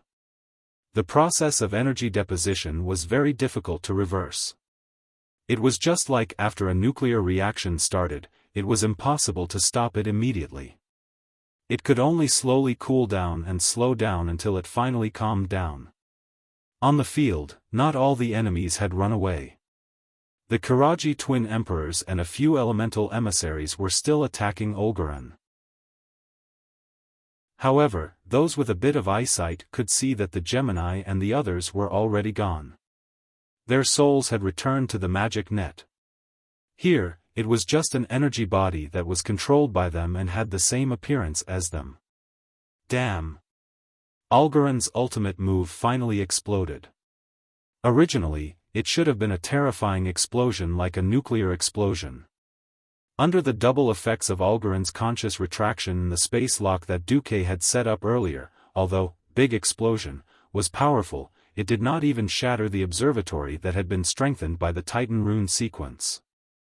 The smoke and dust from the explosion was quickly swept away by a storm. When Olgaran saw the Azeroth masters led by Duque standing in front of him unscathed, the Lord Observer's heart suddenly skipped a beat. Duque had an extremely confident smile on his face. He curled his lips and said, "Do you have any other moves, Lord Observer? If not, I have a song for you." The name of the song is, Cold. Behind Duque, there was a group of animals with an aggressive aura. Chapter 1650. Without waiting for Orgaron to explode his small black hole and force the strong ones out, everyone had already rushed out and swarmed him. Onyxia once again took the lead with a dragon, but Vasht's lightning magic arrived first. When a lightning snake as thick as a one-way street directly struck Orgaron's body, the explosive lightning energy directly caused the observer to grimace in pain. Only at this moment did the Black Dragon Princess's attack connect perfectly and arrive straight at him. She did not take a deep breath like her signature move. Instead, she swung her tail in a large way that was close to drifting. The dragon's entire body came to a sudden stop 15 meters in front of Orgaron. Then, the huge tail that was as thick as the pillar of the temple drew a golden arc in the air and smashed into Orgaron's left neck. Ugh, even with his special constitution, Orgaron, whose body was half real and half intangible, was at a great disadvantage under the Black Dragon Princess tail attack that was filled with highly concentrated fire elements. His face was distorted due to the pain, and it perfectly portrayed the sorrowful cry that should have been loud in his heart. In the next moment, his entire body was smashed into the air. The high-purity fire elements that were released made him look like a huge torch that fell from the sky. The light from the fire illuminated the hall and reflected on the faces of all the strong ones in Azeroth. Without giving him a chance to catch his breath, Sword Emperor Vecnalas pressed forward and swung his Karaji Emperor sword in a counterattack that was almost like an uppercut. In the end, it left a deep wound on his chest. It looked like an illusory and useless wound, but the Nephilim Emperor Vecnalas, who was connected to the Sword Emperor, immediately pounced forward and shot a shadow arrow at the wound. This was a demigod attack. If it was calculated according to the levels in the game, this was at least a level 50 shadow arrow. It was not a terrifying damage that the players at the current stage could deal. The Nephilim Emperor immediately pushed away after using his full strength, and a translucent figure appeared in his empty spot. It was Duque's subordinate, the chief of the Weave, Khadgar. He existed as a pure spirit, and he had broken through with it. With no hope of reviving, Khadgar focused on training. With his authority in the Weave that was second only to Duque, Khadgar's current strength was above Jaina and Kale, that's. Without using any staff or weapons, Khadgar thrust his illusory arms directly into the gaping hole in Orgaron's chest. Bright purplish-blue veins of the Weave extended out from the void, converging on Khadgar's hands like rivers flowing into the sea. Then, they crashed into Orgaron's body like a tidal wave. Ah! Orgaron's huge and illusory body trembled as he screamed. "Bastard native, do you think that you will be forgiven for your actions?" Forgiven? Duque's voice suddenly rose an octave. "We did nothing wrong, why should we be forgiven? We protect our world, and at the same time, attack the enemies of the Titans of the Pantheon. I stabbed Sargeras, stabbed Archimonde, lured Kill Jaden to death, and even Si Thun and Yogg-Saron, who the Titans wanted to get rid of but didn't dare to, were all killed by us. What a joke. I just want to ask, we were wrong. In heaven. Inside." Orgaron was speechless. At this point, how could he not know that he was wrong? If Azeroth was a planet with only primitive single-celled organisms, there wouldn't be any protests from the natives even if he destroyed 100 million of them. Because those organisms only had survival instincts, they wouldn't have the concept of a world. Azeroth was different. It was a world with a large number of highly intelligent organisms, and the strongest among them had evolved to the point where they could stand shoulder to shoulder with the Guardians created by the Titans. As an observer, Orgaron determined that this planet was heavily polluted and needed to be purified and destroyed based on the one-sided data. He ignored the series of efforts made by the natives and mortals. This meant that he was destined to stand on the opposite side of these strong natives. How could he not know that he was going to lose this fight? Subconsciously, the words "run away" appeared in his mind. Unfortunately, he couldn't do it well. Hey! You want to leave so soon? You can leave if you want, but please leave a correct evaluation for our planet first. That was what Duque said, but doing it was another matter. On his right hand, the Song of Light and Shadow exploded with the brightest golden holy light so far. Duke's entire body turned into an arrow of light, crashing towards Olgaron. An even bigger energy impact was produced. At that moment, the entire observatory, older, and even the entire world seemed to have darkened. All the strong ones could see was a golden light so bright that they couldn't look at it directly. The most dazzling golden light ball suddenly exploded in all directions with Orgaron's right shoulder as the center. After that, a dazzling golden light covered the heavens and the earth and enveloped everything.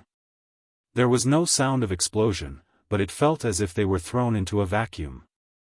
Therefore, the holy and glorious golden world suddenly became quiet. The holy light wave instantly swept through everything. The first to be affected was Orgaron's activated constellations, and these high-energy bodies were instantly turned into ashes. Unexpectedly, none of the strong ones from the Alliance were affected by the golden light. It was unknown if it was because Duque had precise control over his power, or because the holy light would not hurt them in the first place. No one died because of it. The light slowly dissipated, and when everyone's vision returned to normal, they saw Orgaron lying on the ground like a dead dog. Duque had one foot on Orgaron's chest, and the spiral sword in Duque's right hand had a long golden light extending out. After the golden light pierced through Orgaron's chest, it suddenly split into two. Like tree roots, it wrapped around an illusory heart that was still beating rhythmically. You. What are you doing?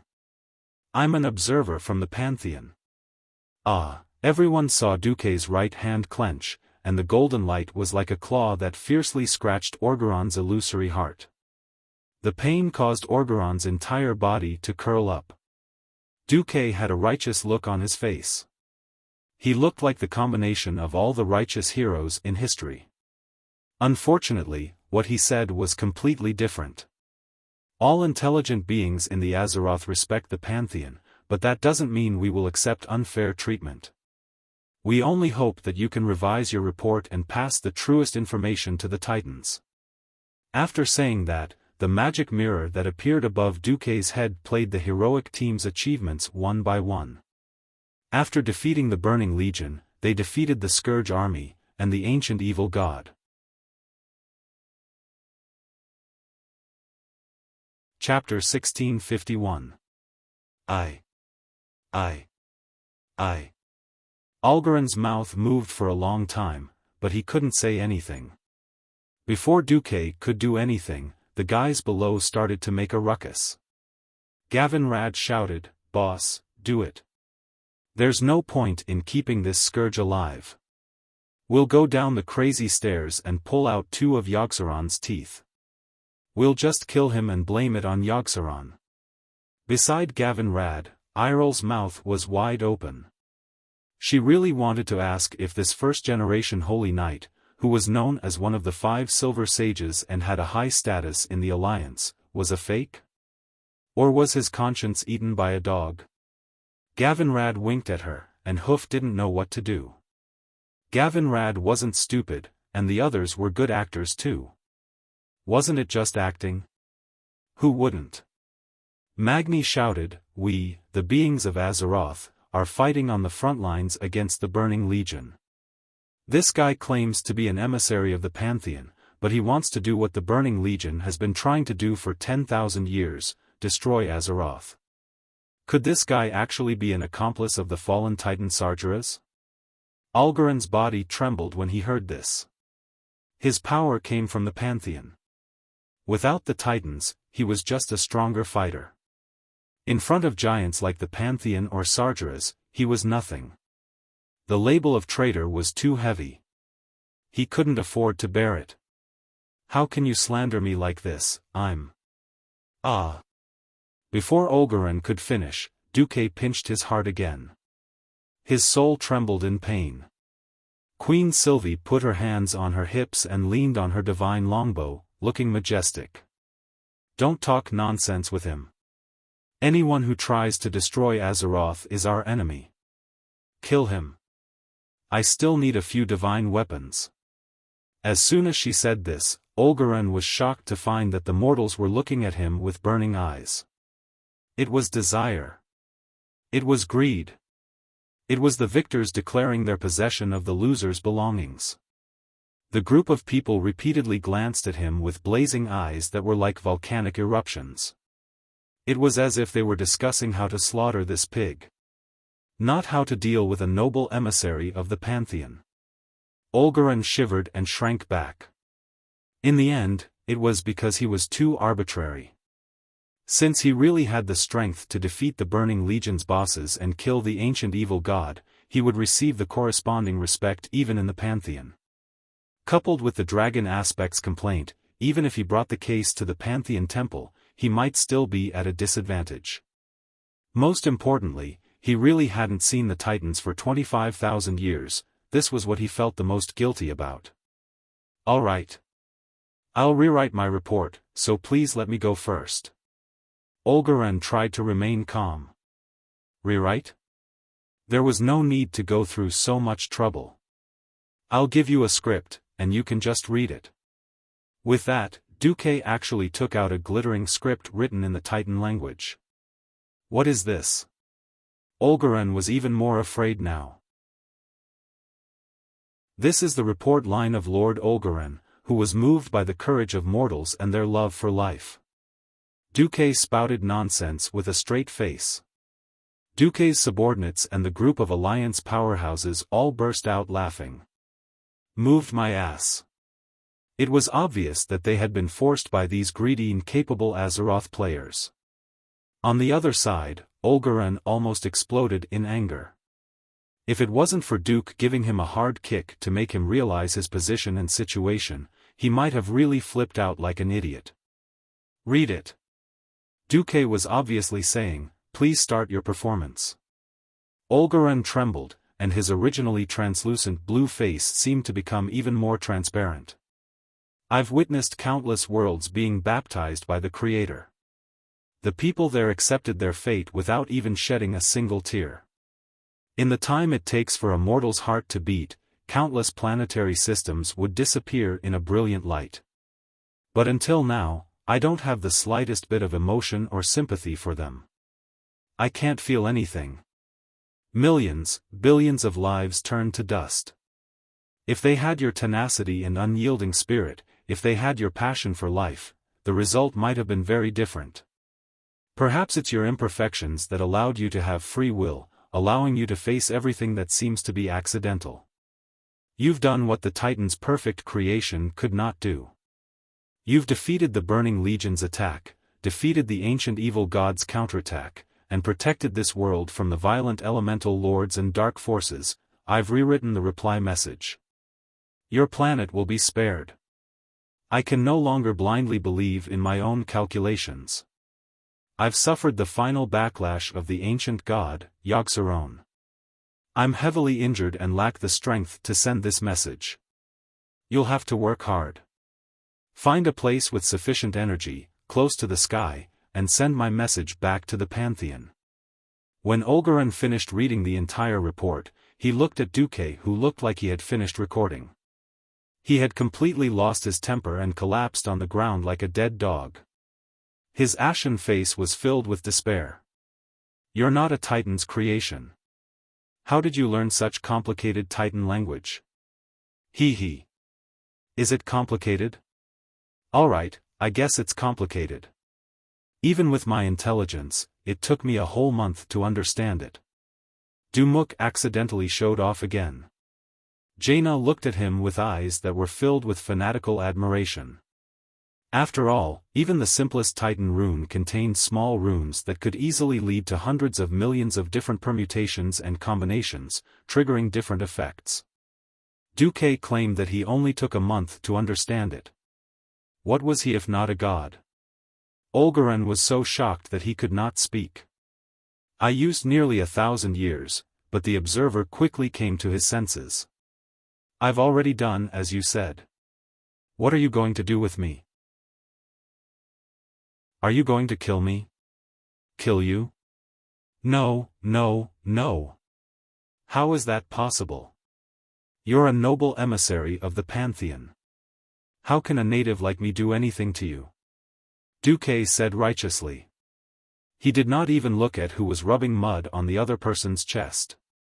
We have a common enemy with the Pantheon, Sargeras and his burning legion. So we're natural allies.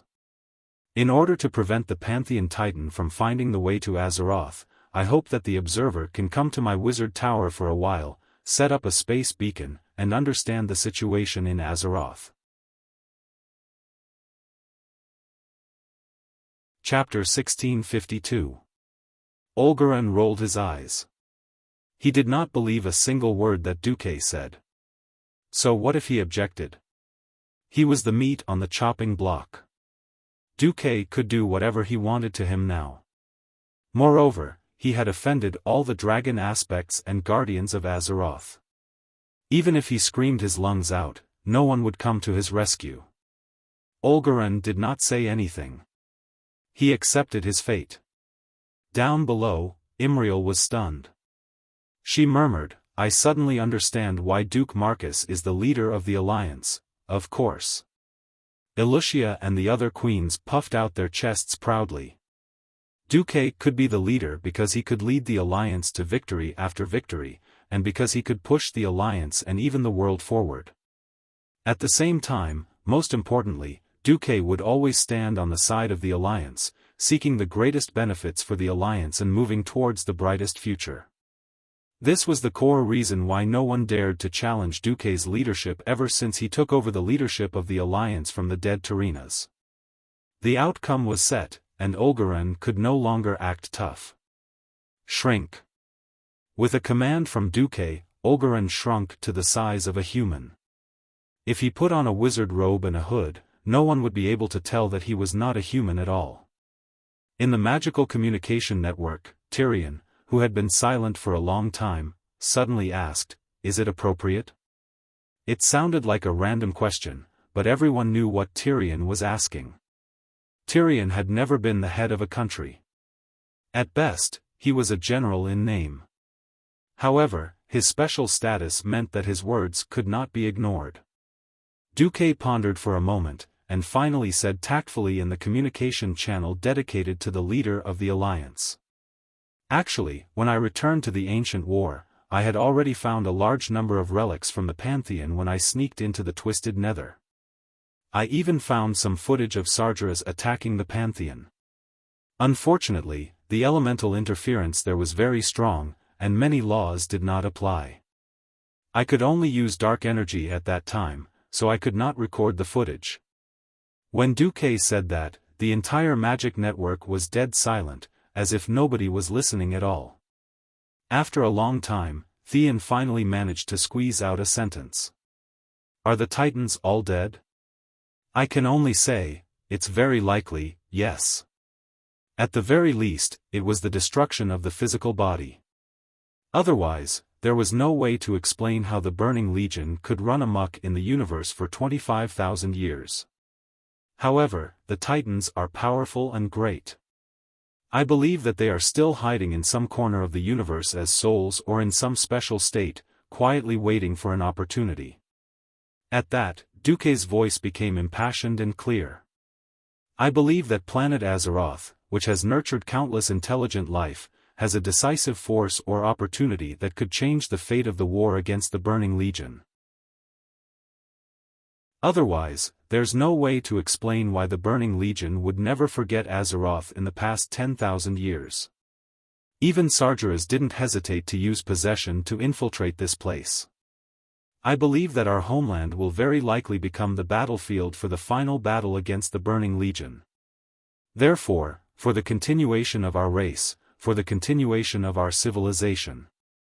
The burden on our shoulders is very heavy, and our mission can be said to be arduous and long. I believe that when the Titans discover everything here, they will not hesitate to cross the distant interstellar space to come to Azeroth and fight side by side with us. Just like what we have been doing with the Sleeping Dragon Temple and the Watchmen. So, please don't worry. Continue to fight for the future of Azeroth. Good.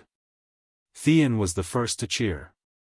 Then, it was Duque's harem, Magni, Varian, and the alliance leaders of the online alliances who all cheered in unison. Olgaran didn't understand what was going on with the group of mortals around him. He couldn't understand why they suddenly became so outstanding and excited. It's okay. I just announced to them that the Pantheon will still stand on the same side as us against the Burning Legion, Duque said casually. Olgaran was stunned at first, but then he nodded helplessly. He didn't know much about the war when Sargeras rebelled. After Sargeras raised the flag of rebellion, he was sent to the distant depths of the universe to carry out orders. As an observer, his mission was incomparably heavy. The number of planets in the universe that could support life basically corresponded to the number of Titans' footprints. Even if 1/10,000th of the planets were in trouble, it would be enough to make him busy. When he came to his senses, he was shocked to realize that it had been a long time since he received any communication from the Pantheon. It was purely the duty that was imprinted in his mind that drove him to go on interstellar journeys again and again. Is there anything else you want me to do? Olgaran asked with his head lowered. Speaking of which, there is. Duque's smile became mysterious. Soon, Duque brought the captive Olgaran to the stairway of madness. First, he made him witness the death of Yogg-Saron's core biological tissue, and then introduced him to the four guardians of Odor. This scene was naturally extremely awkward, because the four guardians all knew that Olgaran's first report was to impeach them for dereliction of duty. He requested the Pantheon to cleanse Azeroth and destroy them as well. Tarim and Hodier, who had a slightly bad temper, looked at Olgaran as if he was their enemy. If it wasn't for the Guardians' restriction that forbade them from attacking the Observer, they would probably have beaten Olgaran up. The four Guardians of the Alcaphon treasury had a similar attitude. Freya, who had a good temper, also didn't give Olgaran a good look. Only Mimiran's electronic eyes flashed, and no one knew what this mechanical dwarf was thinking. Fortunately, the main point now wasn't for Olgaran to hold hands with these guardians and become good friends again. But these, what are these? Duque took out a large pile of fragments of different shapes and sizes and placed them in front of Olgaran, asking even though he already knew the answer. Some of these fragments looked like yellow bronze pieces, and some looked like broken pieces of green glass lamps. The only thing they had in common was the faint aura of life that emanated from them. This should be a life element divine artifact, Freya said with certainty. Olgaran's voice seemed to be a little dry. If I'm not wrong, this should be Valinor. Valinor? That, Valinor? Olgaran's answer evoked a distant memory of Freya. Chapter 1653. As an ancient being in Azeroth, Freya was also very knowledgeable. Legend has it that Ionar, one of the Titans of the Pantheon, personally forged Veranel and gave it to the first Earth Spirit King of Azeroth, Ural Stoneheart. Through this hammer, Uriel can create new Earth spirits and grant them life. Freya sighed at this point. Unfortunately, in the first war between the Earth spirits and the Iron Dwarves, Veranel shattered. Legend has it that the remnants of this weapon were lost in the war. I didn't expect them to return to us, this is really. Tarim scratched his head. Where did these fragments come from? Mimiran was extremely calm. Every year, I organize a large number of mechanical gnomes to go out and collect metals for me to develop new equipment. The other three guardians, can it be repaired? Magni asked tentatively. At the mention of the hammer, the violent men of the Alliance were itching. Magni and Bulang couldn't control themselves when the name of Ural Stoneheart was mentioned again. The dwarves originated from the earth spirits. Although they were a mutated race after being cursed by the flesh and blood, their ancestors would never mistake it. This was their ancestors' divine artifact. Duque knew what was going on with Veronel, and he knew that this thing had no fate with these dwarf leaders, but he couldn't say it. Orgarin glanced at the dwarf king and shook his head. Through the conventional means that actually exist in this world, the possibility of successfully repairing Veronel is infinitely close to zero. Mimiron said, "We can let Odor's central computer system test it." The test results left most people scratching their heads. Beep. Analyzing the possible repair methods in theory, please wait. After a long wait of 10 minutes, Odor's central computer finally gave an answer. In the body of unknown life sample XYZ10086, in theory, liquefying it with extremely acidic gastric juice has a 1.23% chance of fusing it back together. What the hell is XYZ10086? Magni asked. Lost data. Seeing that the reconstruction of the divine weapon had reached an impasse, Duque smiled and revealed a spoiler. Isn't that simple? Just throw Yogg-Saron's stomach. Didn't that guy's body ooze a lot of acid, so Hodier had to cover it with ice? Everyone came to a sudden realization. There was nothing more powerful than the stomach acid of the demon of 1,000 throats. Yogg-Saron could eat and digest. In fact, this was the only correct answer. But Magni was a little worried. What if? What if the acid of Yogg-Saron is too strong and completely dissolves the fragments? Duque's expression did not change. Magni, wake up. First of all, earth spirits were not the same as dwarves. Second, the dwarves never had Valinor. Third, even if it was a holy relic of the dwarves, they would not be able to defeat it. We are about to face the Lich King, and for the sake of the bigger picture, we will only hand it over to the most suitable person. Bulang, who was behind Magni, tugged at his armor. Magni suddenly came to a realization. He knew that he was a little possessed. Shame. I have thought too much at once. This is not what a leader of the Alliance should do. I apologize to everyone. The Dwarf King was very straightforward, and immediately apologized. The dwarves were mostly straightforward, and there was nothing to hide. This attitude of knowing one's mistake and being able to correct it was immediately exchanged for the smiles of old comrades. Duque, do you know something? Jaina sensed something. I don't know, but I deduced. Since this hammer could create life when it was given to Uriel Stoneheart, this divine relic should have nothing to do with attack or defense. Duque's deduction was reasonable and convincing. Magni's face fell on the spot. However, everyone could tell that he was actually pulling a prank from this extremely exaggerated expression. He had completely let go of himself. Perhaps this fellow had always had the dream of being a berserker with two hammers in his hands, a green dragon on his left and a white tiger on his right. Duque was absolutely sure that in Magni's heart, the two hammers definitely did not include a healing hammer. That's right, Veronel Ancient King's hammer was a hammer used for healing. In the Alliance of Heroes, not many people were suitable for it. This was decided by its special effect. In the game, the user's healing spell had a certain chance of triggering the Ancient King's blessing, giving the target a layer of shield that absorbed damage equivalent to 15% of the healing the target received for 15 seconds. This was equivalent to giving the target an additional shield that did not overlap with Word of Truth shield when healing. It was extremely powerful.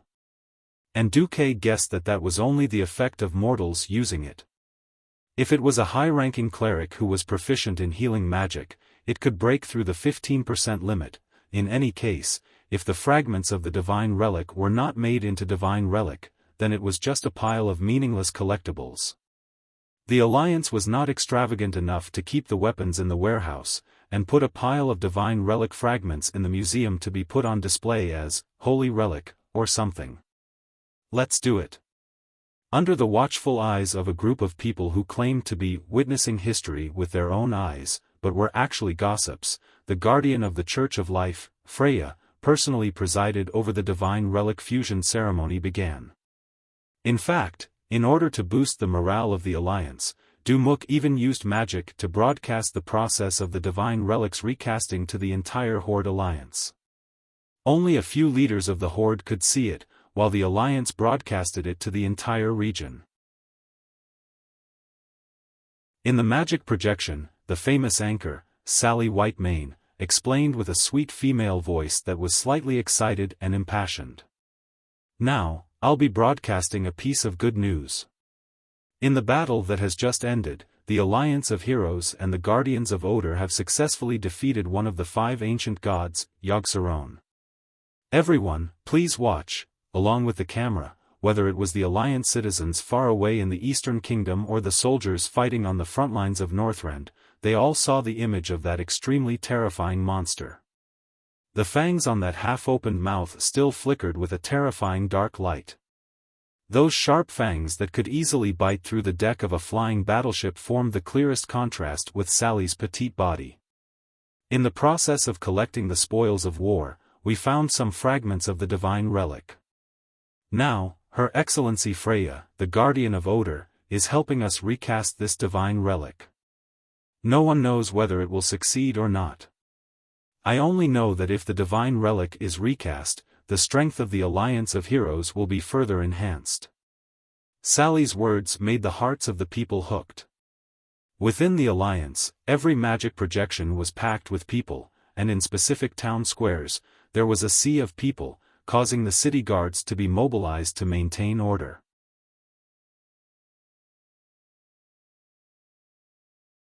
Chapter 1654. Wow! What a terrifying monster! Did His Majesty really fight against such a monster? Holy light! His Majesty is really extraordinary. Looking at the ferocious and terrifying Yogg-Saron even after death, the people and soldiers all pointed at it.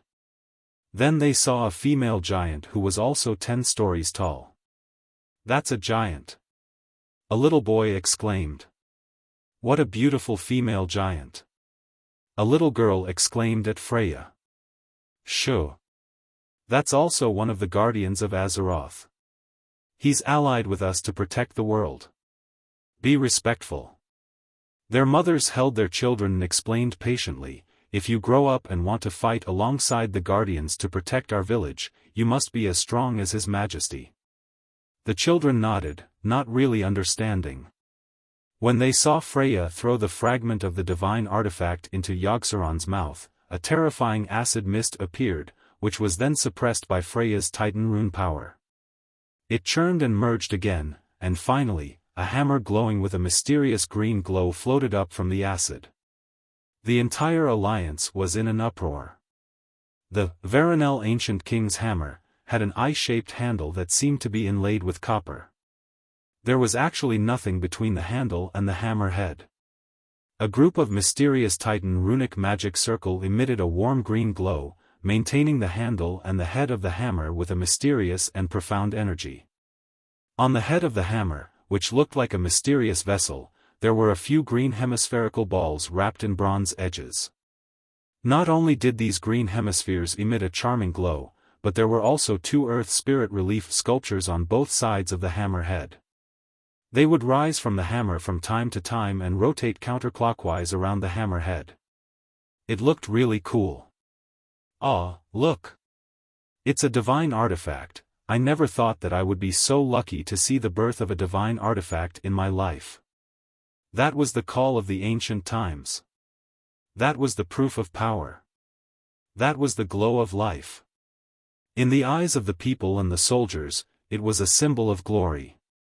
Looking at it, the people suddenly felt that their hard work in 3 shifts was worth it. Looking at it, the soldiers were even more convinced that it was worth it for them and their comrades to shed blood. Everyone couldn't help but tear up. Far away in the Kalimdor continent, in the main hall of Agrimar's Valley of Heroes, Sal, Wujin, Kane, and other tribal chiefs gathered together. They looked at each other and remained silent for a long time. "Which divine artifact is this?" Sar asked solemnly. "The fifth." Wujin's voice was emotionless. "It's the fifth round." Sal sighed. Not counting the ones he forged or obtained, this was indeed the fifth one. The first was the Wind Sword, the second was the Balrog Hammer, the third was Atish, and the fourth was Solidar.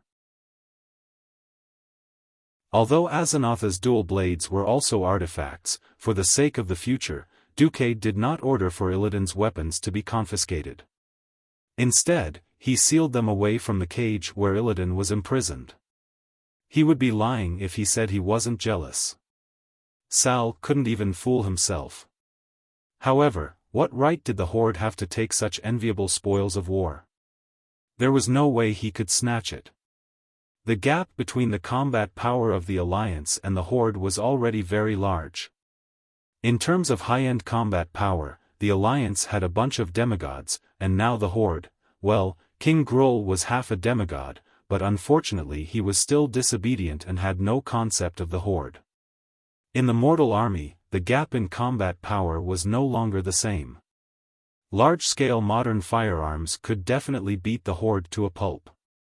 If it was a cooperation, the Horde's contribution was so small, how could they ask for it?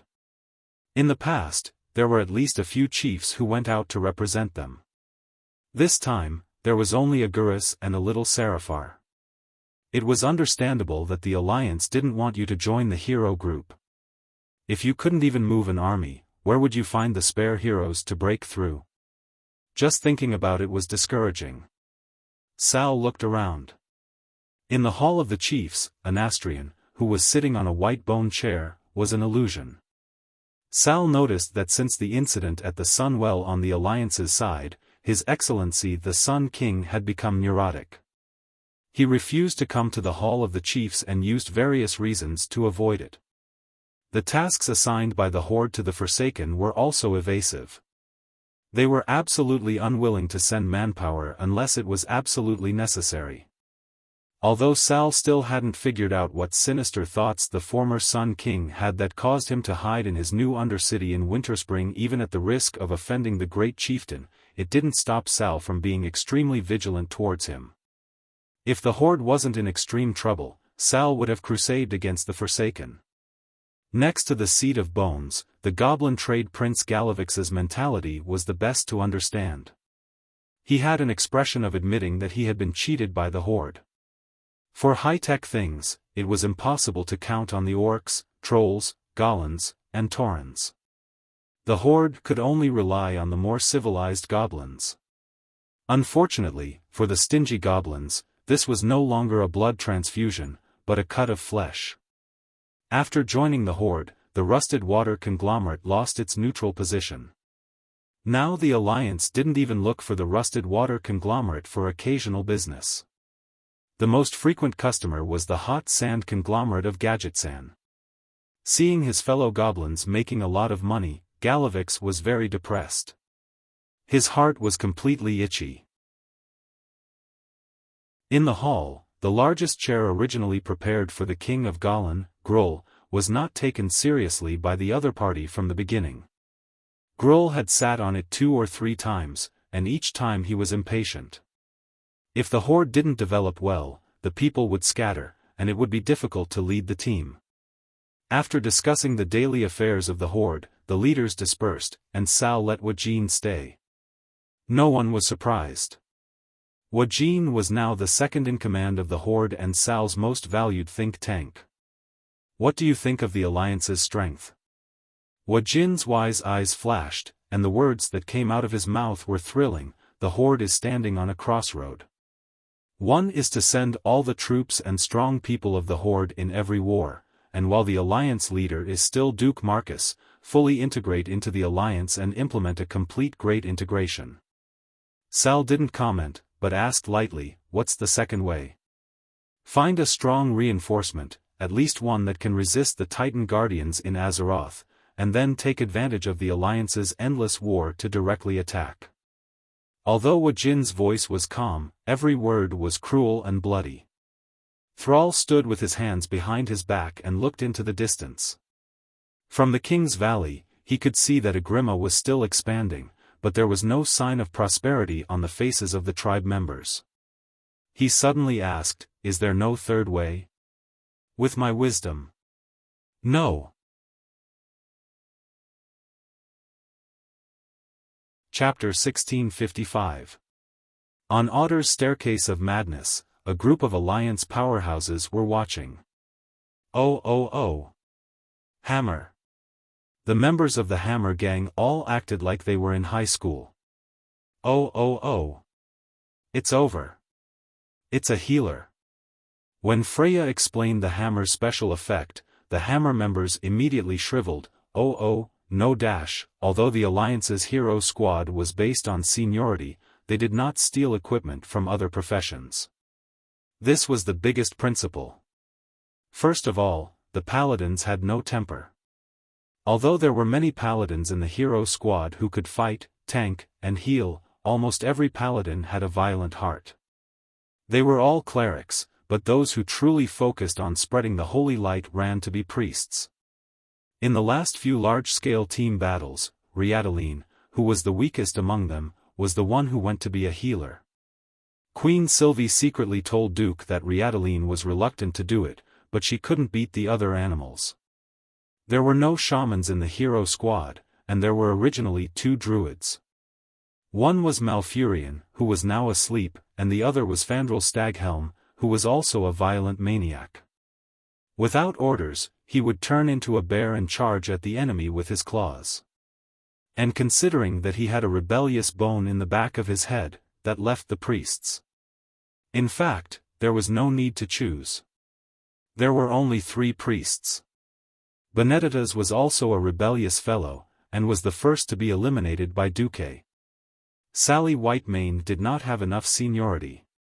The only choice was, "Kalia, you take this hammer." Duque did not avoid suspicion and directly appointed her. Me? Kalia was quite surprised. This queen who had always maintained a pure heart had such a soft personality.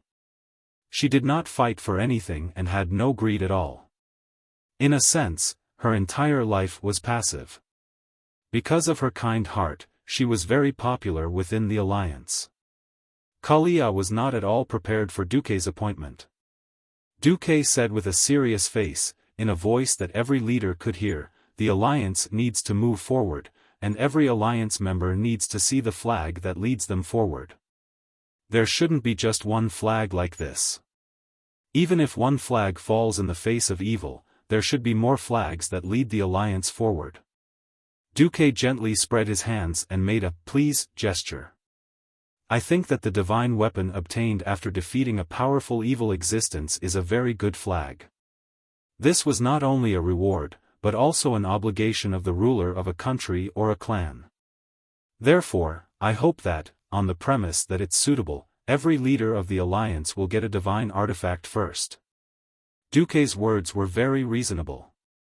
As long as it was suitable, Boss could take it first. This was the best choice to balance power and combat strength. Perhaps we dwarves are violent. The 2 great clans don't even have a single healer class hero. This was fate. Kalia, take it. We dwarves aren't stingy.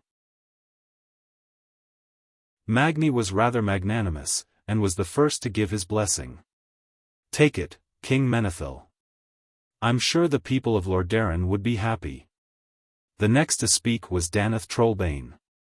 This low-profile king directly gave his sincere blessings to Kalia. Even the more neutral leader had expressed his stance. Kalia's good sisters naturally rushed forward to give their compliments and blessings. I thank everyone. I will work harder to heal everyone's injuries." Kalia slowly walked forward and took the hammer that was glowing green from the smiling guardian of life, Freya. She gently stroked it, a gentle expression on her face. At this moment, the female giant suddenly spoke. Since it's a divine weapon of the nature series, I just added something to it. Freya waved her hand, and everyone saw that there was an additional rope that looked like a ribbon around the handle of the hammer. This is... Kalia was a little confused. Freya smiled. My blessing of life, it can protect you. It will automatically activate and you are in danger, and use powerful life energy to grant you a full recovery from a near-death state. Remember, once you use it, it must be recharged for at least 30 days, and it's best if it's in a place full of life. Before it's fully recharged, it won't be able to save your life. As soon as she finished speaking, even Duque was pleasantly surprised. No one knew better than him that the original, Valinor, definitely didn't have this special effect. At this moment, Tarim spoke. This time, in order to express our gratitude for the help of the Alliance and for the efforts of you mortals, we have discussed and decided to send troops to join your alliance. Huh? Really? Is that okay? Duque and the others were quite stunned. Duque looked up and asked, don't you have to protect Odor anymore? Tarim shook his head. The greatest purpose of Odor's existence is to seal the ancient god Yogg-Saron, ensure the evolution of life, and conduct experiments for Mimiron. Now that the core of Yogg-Saron has been destroyed, our greatest responsibility has automatically disappeared. Hodier continued, we've talked to Orgaren. If we can slightly reduce the pollution of this world, the Titans will probably be happier when they come in the future and raise their evaluation of us. As a laboratory left behind by the Titans, Odor needs to be guarded, Mimiron said. After the four Guardians and Alkavan's four Guardians looked at each other for a while, Tarim announced, we will send Freya and Mimiron to assist you until peace is restored in Northrend. Alkavan and the other three will further participate in the Alliance's battle. Until they determine that the safety index of this world meets the standards they deem acceptable. The gentleman Dumuk had been thinking about abducting Mimiron from the beginning. It was one thing to think about it, but another to do it. He had evil intentions, but before he could put them into action, they came knocking on his door. Was there anything more pleasurable than this? Ha ha ha. It's great that the Guardians are willing to enter the world to help. Magni was the first to agree. This guy had been flirting with Alkavan for a long time. Duque naturally welcomed them with both hands and feet. Thank you so much. I hope to see more Guardians active in the decisive battle against the Burning Legion in the future. Duque, who was familiar with the direction of history, would definitely climb up along the pole. No matter what the future would be, it was good to make a statement first and bury a prelude. After all, at the time of return of the army, Azeroth would be invaded from all directions. Almost every alliance and horde territory would face the surprise attack of at least 10,000 demons. Although the alliance had a lot of heroes now, it was hard enough to defend the major cities, and it was not enough to spread them across the vast territory. Chapter 1656. As for the four Guardians of Alkafon's treasury, Duque was overjoyed. As a lower-level Guardian, the four giants were not very strong. However, with their size and HP, if used in the right place, they would be able to hold their own against 10,000 enemies. Coupled with their already good elemental attacks, they were not inferior to most of the Burning Legion's mid-tier Void Lords. Only the top-tier Void Lords could suppress them. The Guardians had their own principles. Since they promised to help, they would definitely help to the end. Nothing was more reassuring than this. There was still a lot of work to be done, such as dealing with Yogg-Saron's body and bringing Orgaren to Karazhan as a guest. These were all trivial matters. The real important matter was that the Horde actually proposed to send more troops to help attack Icecrown Fortress. Duque, who was resting in Naxxramas, received the Horde's emissary together with Magni, who had returned to the Western Front. This is the will of the great chief? Duque was quite surprised to see Wuxia personally visit. The great chief means the will of the entire horde. Arthas, who killed his father, betrayed the kingdom, betrayed the entire alliance, and even blasphemed against all living beings in the world, must be destroyed. The horde is very willing to contribute to the peace of Azeroth. Wuxia placed one hand on his chest and saluted to Duque and Magni. Duque and the Dwarf King looked at each other, a little confused about what Thrall meant. Because this did not seem like Thrall's style. Thrall was undoubtedly a wise and courageous leader. To be able to take advantage of the internal strife of the Alliance and decisively lead the escaped Orc slaves to West Kalimdor, out of the Alliance's sphere of influence, this proved his courage. A leader could have many think tanks, and perhaps each of them could provide good ideas, but the real decision-maker was still the leader. Thrall's move now looked very bad. If he had made up his mind to please the Alliance from the beginning, then he should have sent the main force, or at least the elites. Instead of having young Salyafar bring the Blackrock clan over to work, or having Braindead Howl and Warsong come over to herd sheep and occupy territory to cause trouble. If they started to be passive and waited for the Alliance to subjugate Yogg-Saron and obtain a divine artifact before coming over to reinforce them, no matter how they looked at it, it would seem like they were licking their boots. It was one thing to kneel down and lick his boots, but doing so was simply a thankless task. Of course, the higher-ups of the Alliance wouldn't object, but what would the soldiers think? Now on the Western Front, Aljo Nerub had been defeated by Muradin's army. Now that Kalegos had taken care of the magic pivot, the Western Frontline army had left behind enough reserves to prevent the Icecrown Glacier from having a secret passage to attack the Northwind Tundra. With the help of the Red Dragon army, the majority of the army had already begun to pass through the Dragonbone Waste and was about to enter the Crystal Song Forest. The vanguard had even deployed troops to the southwest of the Icecrown Glacier. On the eastern front, the Undead Trolls Zudak area was basically wiped out. William left Brawl Bearskin to lead a division to carry out the final sweep. Then, he brought little Salyafar and his Orc army, who had shone brilliantly in Zudak, to the Crystal Song Forest to meet up with the troops on the Western Front. When Oder had also returned to order, and Mimiron was about to lead the mechanized army to cooperate with the Alliance to attack the Icecrown Glacier area, wasn't it a joke for the Horde to join in? What did they want the Horde for? To snatch the rewards and equipment? Even the good Theon frowned a little, not to mention Magni, who was a little hot-tempered. Duque gently raised his hand and made a gesture to calm everyone down. He then pointed to the 3D projection of the battlefield. Are you clear about the situation of the Alliance, Dragon Slumber Shrine, and Oder's allied forces, Woken? Clear.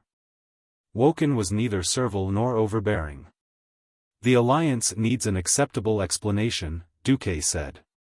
The participation of the Horde's main force can reduce the Alliance's losses, Woken insisted. Duque shook his head. These days, it's long past the era where numbers can easily win. I don't want the Scourge to fight more and more, and the more they fight, the stronger they become. When Duque said this, Woken's internal energy was actually a little discouraged, but he had his own special point of view. Our Horde noticed that among the new batch of professionals in the Alliance, the proportion of warriors is rapidly decreasing. And this is what the Horde is good at. No matter how strong the Alliance's technology is, it still can't surpass the level of the Burning Legion. In order to cope with the battle between Azeroth and the Burning Legion that will eventually come, the Alliance needs warriors of the Horde. Woken took a step forward, waving his hands, his face full of excitement. The warriors of the Horde are definitely a necessary supplement for the Alliance. And this time, as long as the Alliance provides enough logistical supplies for the Horde warriors of the Northern Expedition, we can get 200,000 elite Horde warriors as the vanguard. After Woken finished speaking, he didn't say anything else. Just like that, he hung his long troll hands, waiting for Duque and Magni's reply. Magni glanced at Duque. Duke knew what Magni was trying to say just from the look of disgust in his eyes. But Duque was considering it. There was no doubt that the so-called 200,000 warriors were bullsh*t. Duque didn't even need to think to know that this was actually Sal's clever way of diverting the conflict. As long as the alliance agreed, the poor horde with a large population could instantly get rid of the food burden of 200,000 big eaters. And Sal was betting that the alliance wouldn't be so ruthless as to directly send these horde soldiers to their deaths.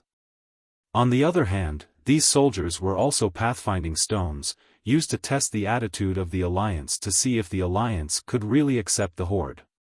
If the alliance's attitude was tough and refused to accept, then the horde might have other ideas. Duque couldn't help but smile bitterly. Sure enough, the situation would change a person. Now even Sal had begun to play such tricks. Come to think of it, this was also a situation that Duque had single-handedly directed. If the horde occupied a vast territory like in history, the original situation of vast land and sparse population would indeed usher in a period of rapid development after the addition of the 2 million orcs from Nagrand. Now half of Kalimdor had become the territory of the alliance in a practical sense, and it was the most fertile land. The horde had nowhere to expand, and they didn't dare to start a war against the alliance. They could only struggle to survive between the alliance and the various foreign enemies. This feeling was so bad that if Duque was in the position of the great chief of the horde, Duque would also go crazy.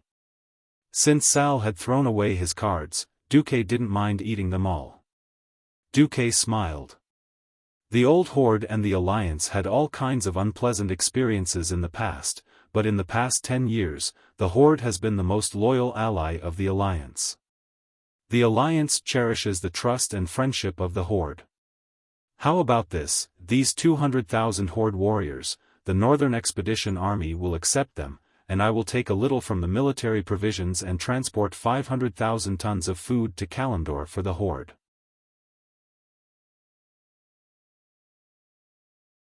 Chapter 1657. Wuxia was quite surprised. He had prepared all kinds of measures and backup plans, but with Duque's generous announcement to support the horde, they became useless. Even though he tried his best to hide the changes in his mood, his surprised look still fell into the eyes of many alliance leaders. Thank you for the generosity of the alliance. Wuxia bowed deeply. After Wuxia left, Magni said in a deep voice, "Is it worth it? I'm not asking for the general direction, but whether we are treating those green-skinned people too well. The dwarves had a long life, and the war with the horde in Ironforge was like yesterday. The 3 Bronzebeard brothers lost their father in that battle." Duque glanced around. There were no outsiders here, only a few dwarves, the gnome leader, Donnas, Jaina and Kalia. Duque smiled. "Do you think I'm a dove or a hawk? I used to think that you were a true hawk, but now you're more like a dove," Magni said honestly. "I think I should be considered a king." Duke's reply caused everyone to roll their eyes. "You've already said what you wanted to say. Thrall is a dove." Duque suddenly said heavily, although he will not hesitate to start a war when the horde is in danger, in his heart, using force is the last and most inferior option. Under his leadership, the horde has indeed absorbed various races to strengthen itself like the alliance. However, the horde lacks a core program, and the orcs do not have a well-deserved king status to lead the races. When there is a lack of survival resources and conflict breaks out, how will Thrall deal with it? After going through many wars, no fool would be able to become the leader of a country or a race. Everyone understood at once, Thrall could not handle it at all. Everyone knew that after Arthas killed his father and the Lordaeron continent survived the chaos, the alliance actually had little need for the horde. Later, if it were not for the worry that Illidan would turn all the orcs in the Outland into fell orcs and attack Azeroth, there would be no Burning Crusade. At this point, if it were not for Arthas, the enemy of the living, and Yogg-Saron, the troublemaking ancient god, the Alliance might have already started a war with the Horde. Duque's current approach definitely contained the intention of stabilizing the Horde. Duque sighed softly and said 3 sentences in a row. The Alliance may consider the relationship with the Horde, but not now. The Alliance may start a war with the Horde. Now or in the next few years, it is not the time. After Thrall introduced the Beastmen of Draenor into Kalimdor, the seeds of internal strife in the tribe were already planted. The traditional Beastmen will demand more, and King Galan will also bring trouble to the tribe. When all the contradictions accumulate and Thrall is unable to resolve them, with Thrall's character, he will abdicate. At that time, the Hawks of the tribe will come to power, if the Duque had to of the past, then, Thrall, and Duk of Doafit of. The of King of Tu of. Originally, the leaders of the Alliance had begun to feel that the existence of the Horde was of little value. If they wanted to deal with them, there would be endless problems that kept the Alliance busy. They were even more worried that they would force the Horde to be on the side of the Burning Legion again. If they wanted to coexist peacefully, the hatred of the past made the entire Alliance maintain a high degree of vigilance against the Horde. If they wanted to pull the entire Horde into the Alliance through conciliatory means and use some sugar-coated bullets, the Orcs would definitely be the first to take the lead and eat the sugar coating. After all, every race in the Horde had a very strong sense of self. No matter which one they chose, the Alliance would not be able to please them. Sometimes, when facing a strong enemy, they had to pull in the powerhouses of the Horde to help. This kind of contradictory and ambiguous relationship between being on guard against each other and often fighting side by side made the Alliance incomparably tangled from top to bottom. Now that Duque had poked through this veil and set a tone for the higher-ups of the Alliance, everyone had a unified idea in the future. Large-scale wars were rarely decided in one battle. The so-called decisive battle was formed after many battles of various sizes. Only then would there be a saying that the victory or defeat would be decided in one battle. After the elites of the Alliance killed Yogg-Saron, the Alliance's offensive against the Calamity Army came to a halt. The battles everywhere were at most stabilizing the front lines and consolidating the results of the battles. This was because the coldest winter had arrived. Winter in Northrend was a nightmare for both outsiders and native creatures. Gales of magnitude 10 or above could easily reach 1 meter, or even 2 meters of snow a night. This was an extravagant hope for any army to advance. With such deep snow, not to mention the Alliance's soldiers and mechanized troops, even the idiotic undead soldiers would find it difficult to attack without the support of a high-tier lich. Generally speaking, a lich would need to use ice to seal the ground or the crypt spider demons to dig holes in the ground. Unfortunately, these methods were all broken by the Alliance. Digging holes was easy to detect, and a simple seismograph could do it. Ambushes in the snow were a bit difficult. In the previous few medium-scale battles, the Alliance's medium-sized camps were ambushed. In the worst case, the entire army was wiped out. More than 1,000 people died in battle and were all dragged away by the undead. Later on, Duque developed a land reconnaissance device that was based on the principle of sonar and used arcane energy waves as a substitute. This thing was as big as a light tank, and only a Morning Star mage could operate it. But the effect was good. After a wave passed through, regardless of whether one was hiding in the snow or not, as long as it was a physical existence, its appearance would immediately be outlined on the magic mirror. If it was a humanoid existence, it would be a human-shaped ditch. Therefore, this device, known as the Human Outline External Device, was shortened to the Human Outline Device in the Alliance. In the winter, the Alliance could not casually send elite teams to Ice Crown Fortress for a surprise attack. According to everyone's estimates, if the strength of the Calamity Army was not weakened, Arthas, who had the largest number of souls as fuel, would at least double the power of his, Frostmourn's Fury. First, they would use the army to weaken the strength of the Calamity army, purify the souls of most of the Scourge soldiers, and then fight Arthas. This was the safest method. For the entire winter of the 25th year of the Dark Portal, the Alliance, the Horde, the Dragon Slumber Shrine, and the Otter family formed the Northern Expedition Coalition Army. In the Horde, the warriors who could fight the best enjoyed the best treatment and ate the most. 200,000 Horde warriors who did nothing but eat all day long started to cause trouble when they had nothing better to do. Looking at the report sent to him, Duque revealed a mysterious smile. They're very idle, aren't they? Then give them something to do.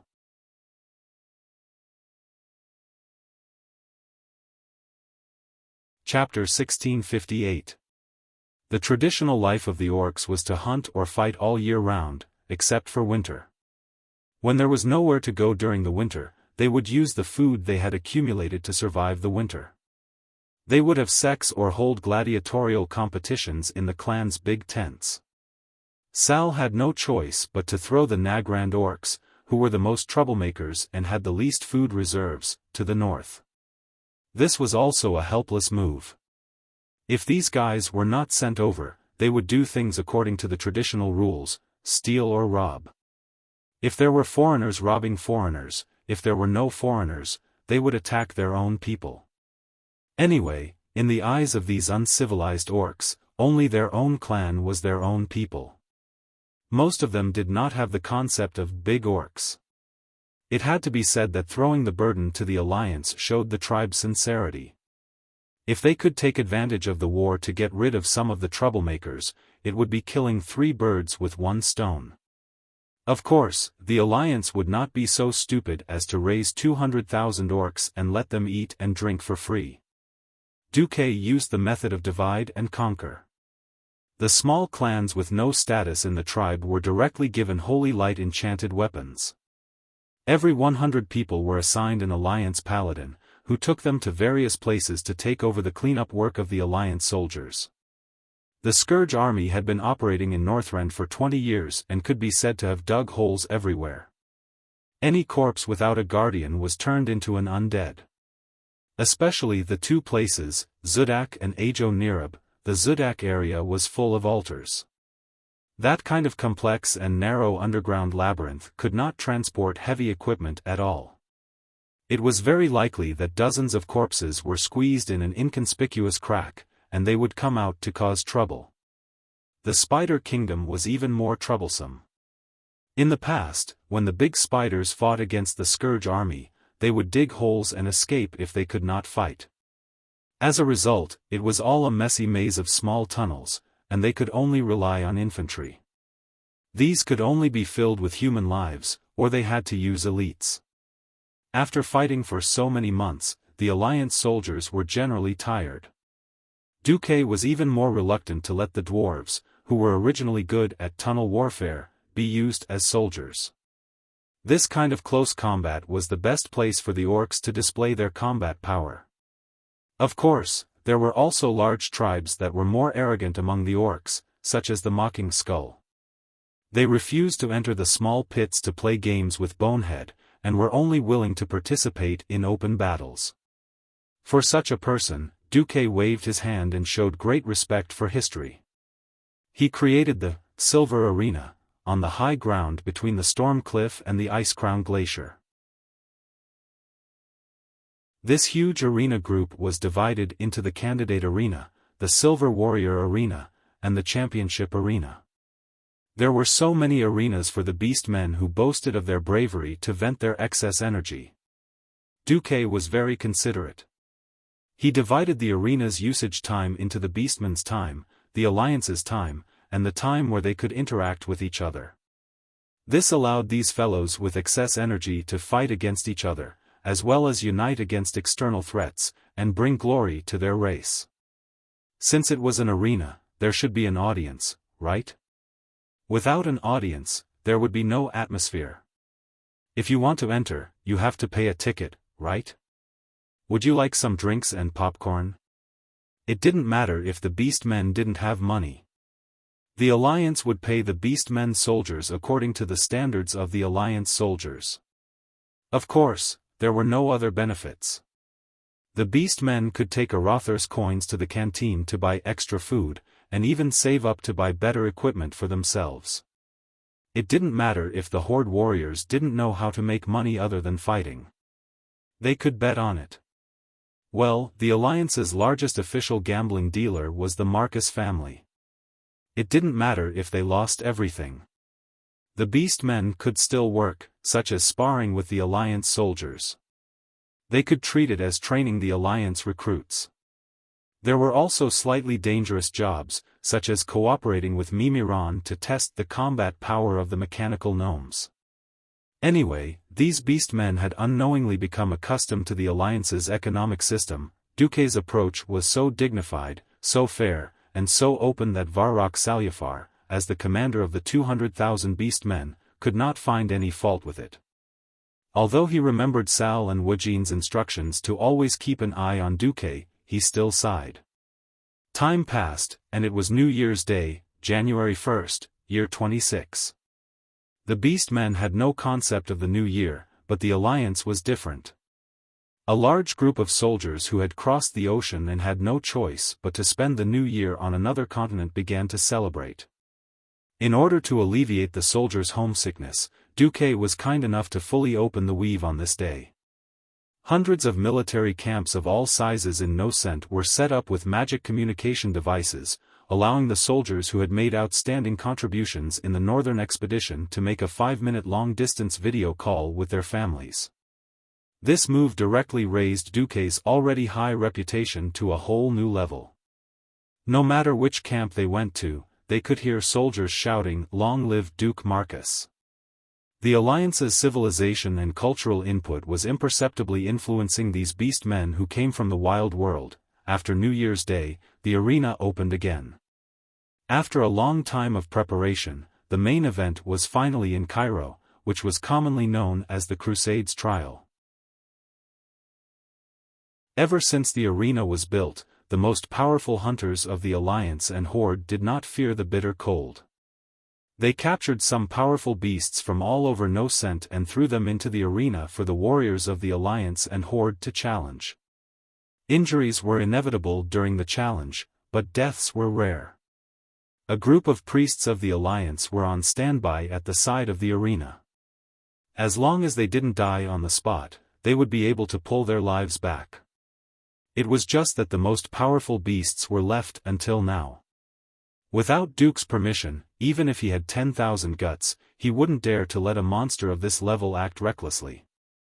On this day, Duke, Jaina, Salyafar, and Gurus Hellscream were the leaders sitting in the special seats next to the Arena of Champions.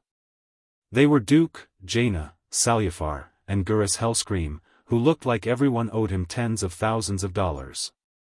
"Oh, Duque, does he have a grudge against you?" Jaina teased Duque through a magic message. "A grudge? Is he worthy?" Duque chuckled, "But he will be a very good chess piece.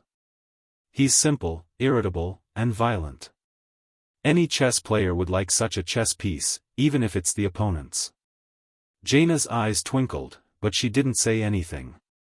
On the other side, Gurus was even more annoyed. Duke Marcus, Gurus was originally going to call Duque that, but Varrock Salyafar snorted, "You have to add the word, sir, to show respect." Gurus was about to explode from anger. What was hateful was that he was only the chief of the Warsong clan, while Varrock represented Thrall here. He gritted his teeth indignantly, and even his fangs made cracking sounds before he squeezed out the word, "Your Excellency," from between his teeth. "Oh, what's the matter?"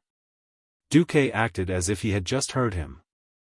"Is there anything the Alliance can't say in front of the Horde warriors?" You're tuning into the Xiaofan's Wuxia Tales YouTube channel. Don't forget to subscribe and join us on this journey to catch the most captivating stories.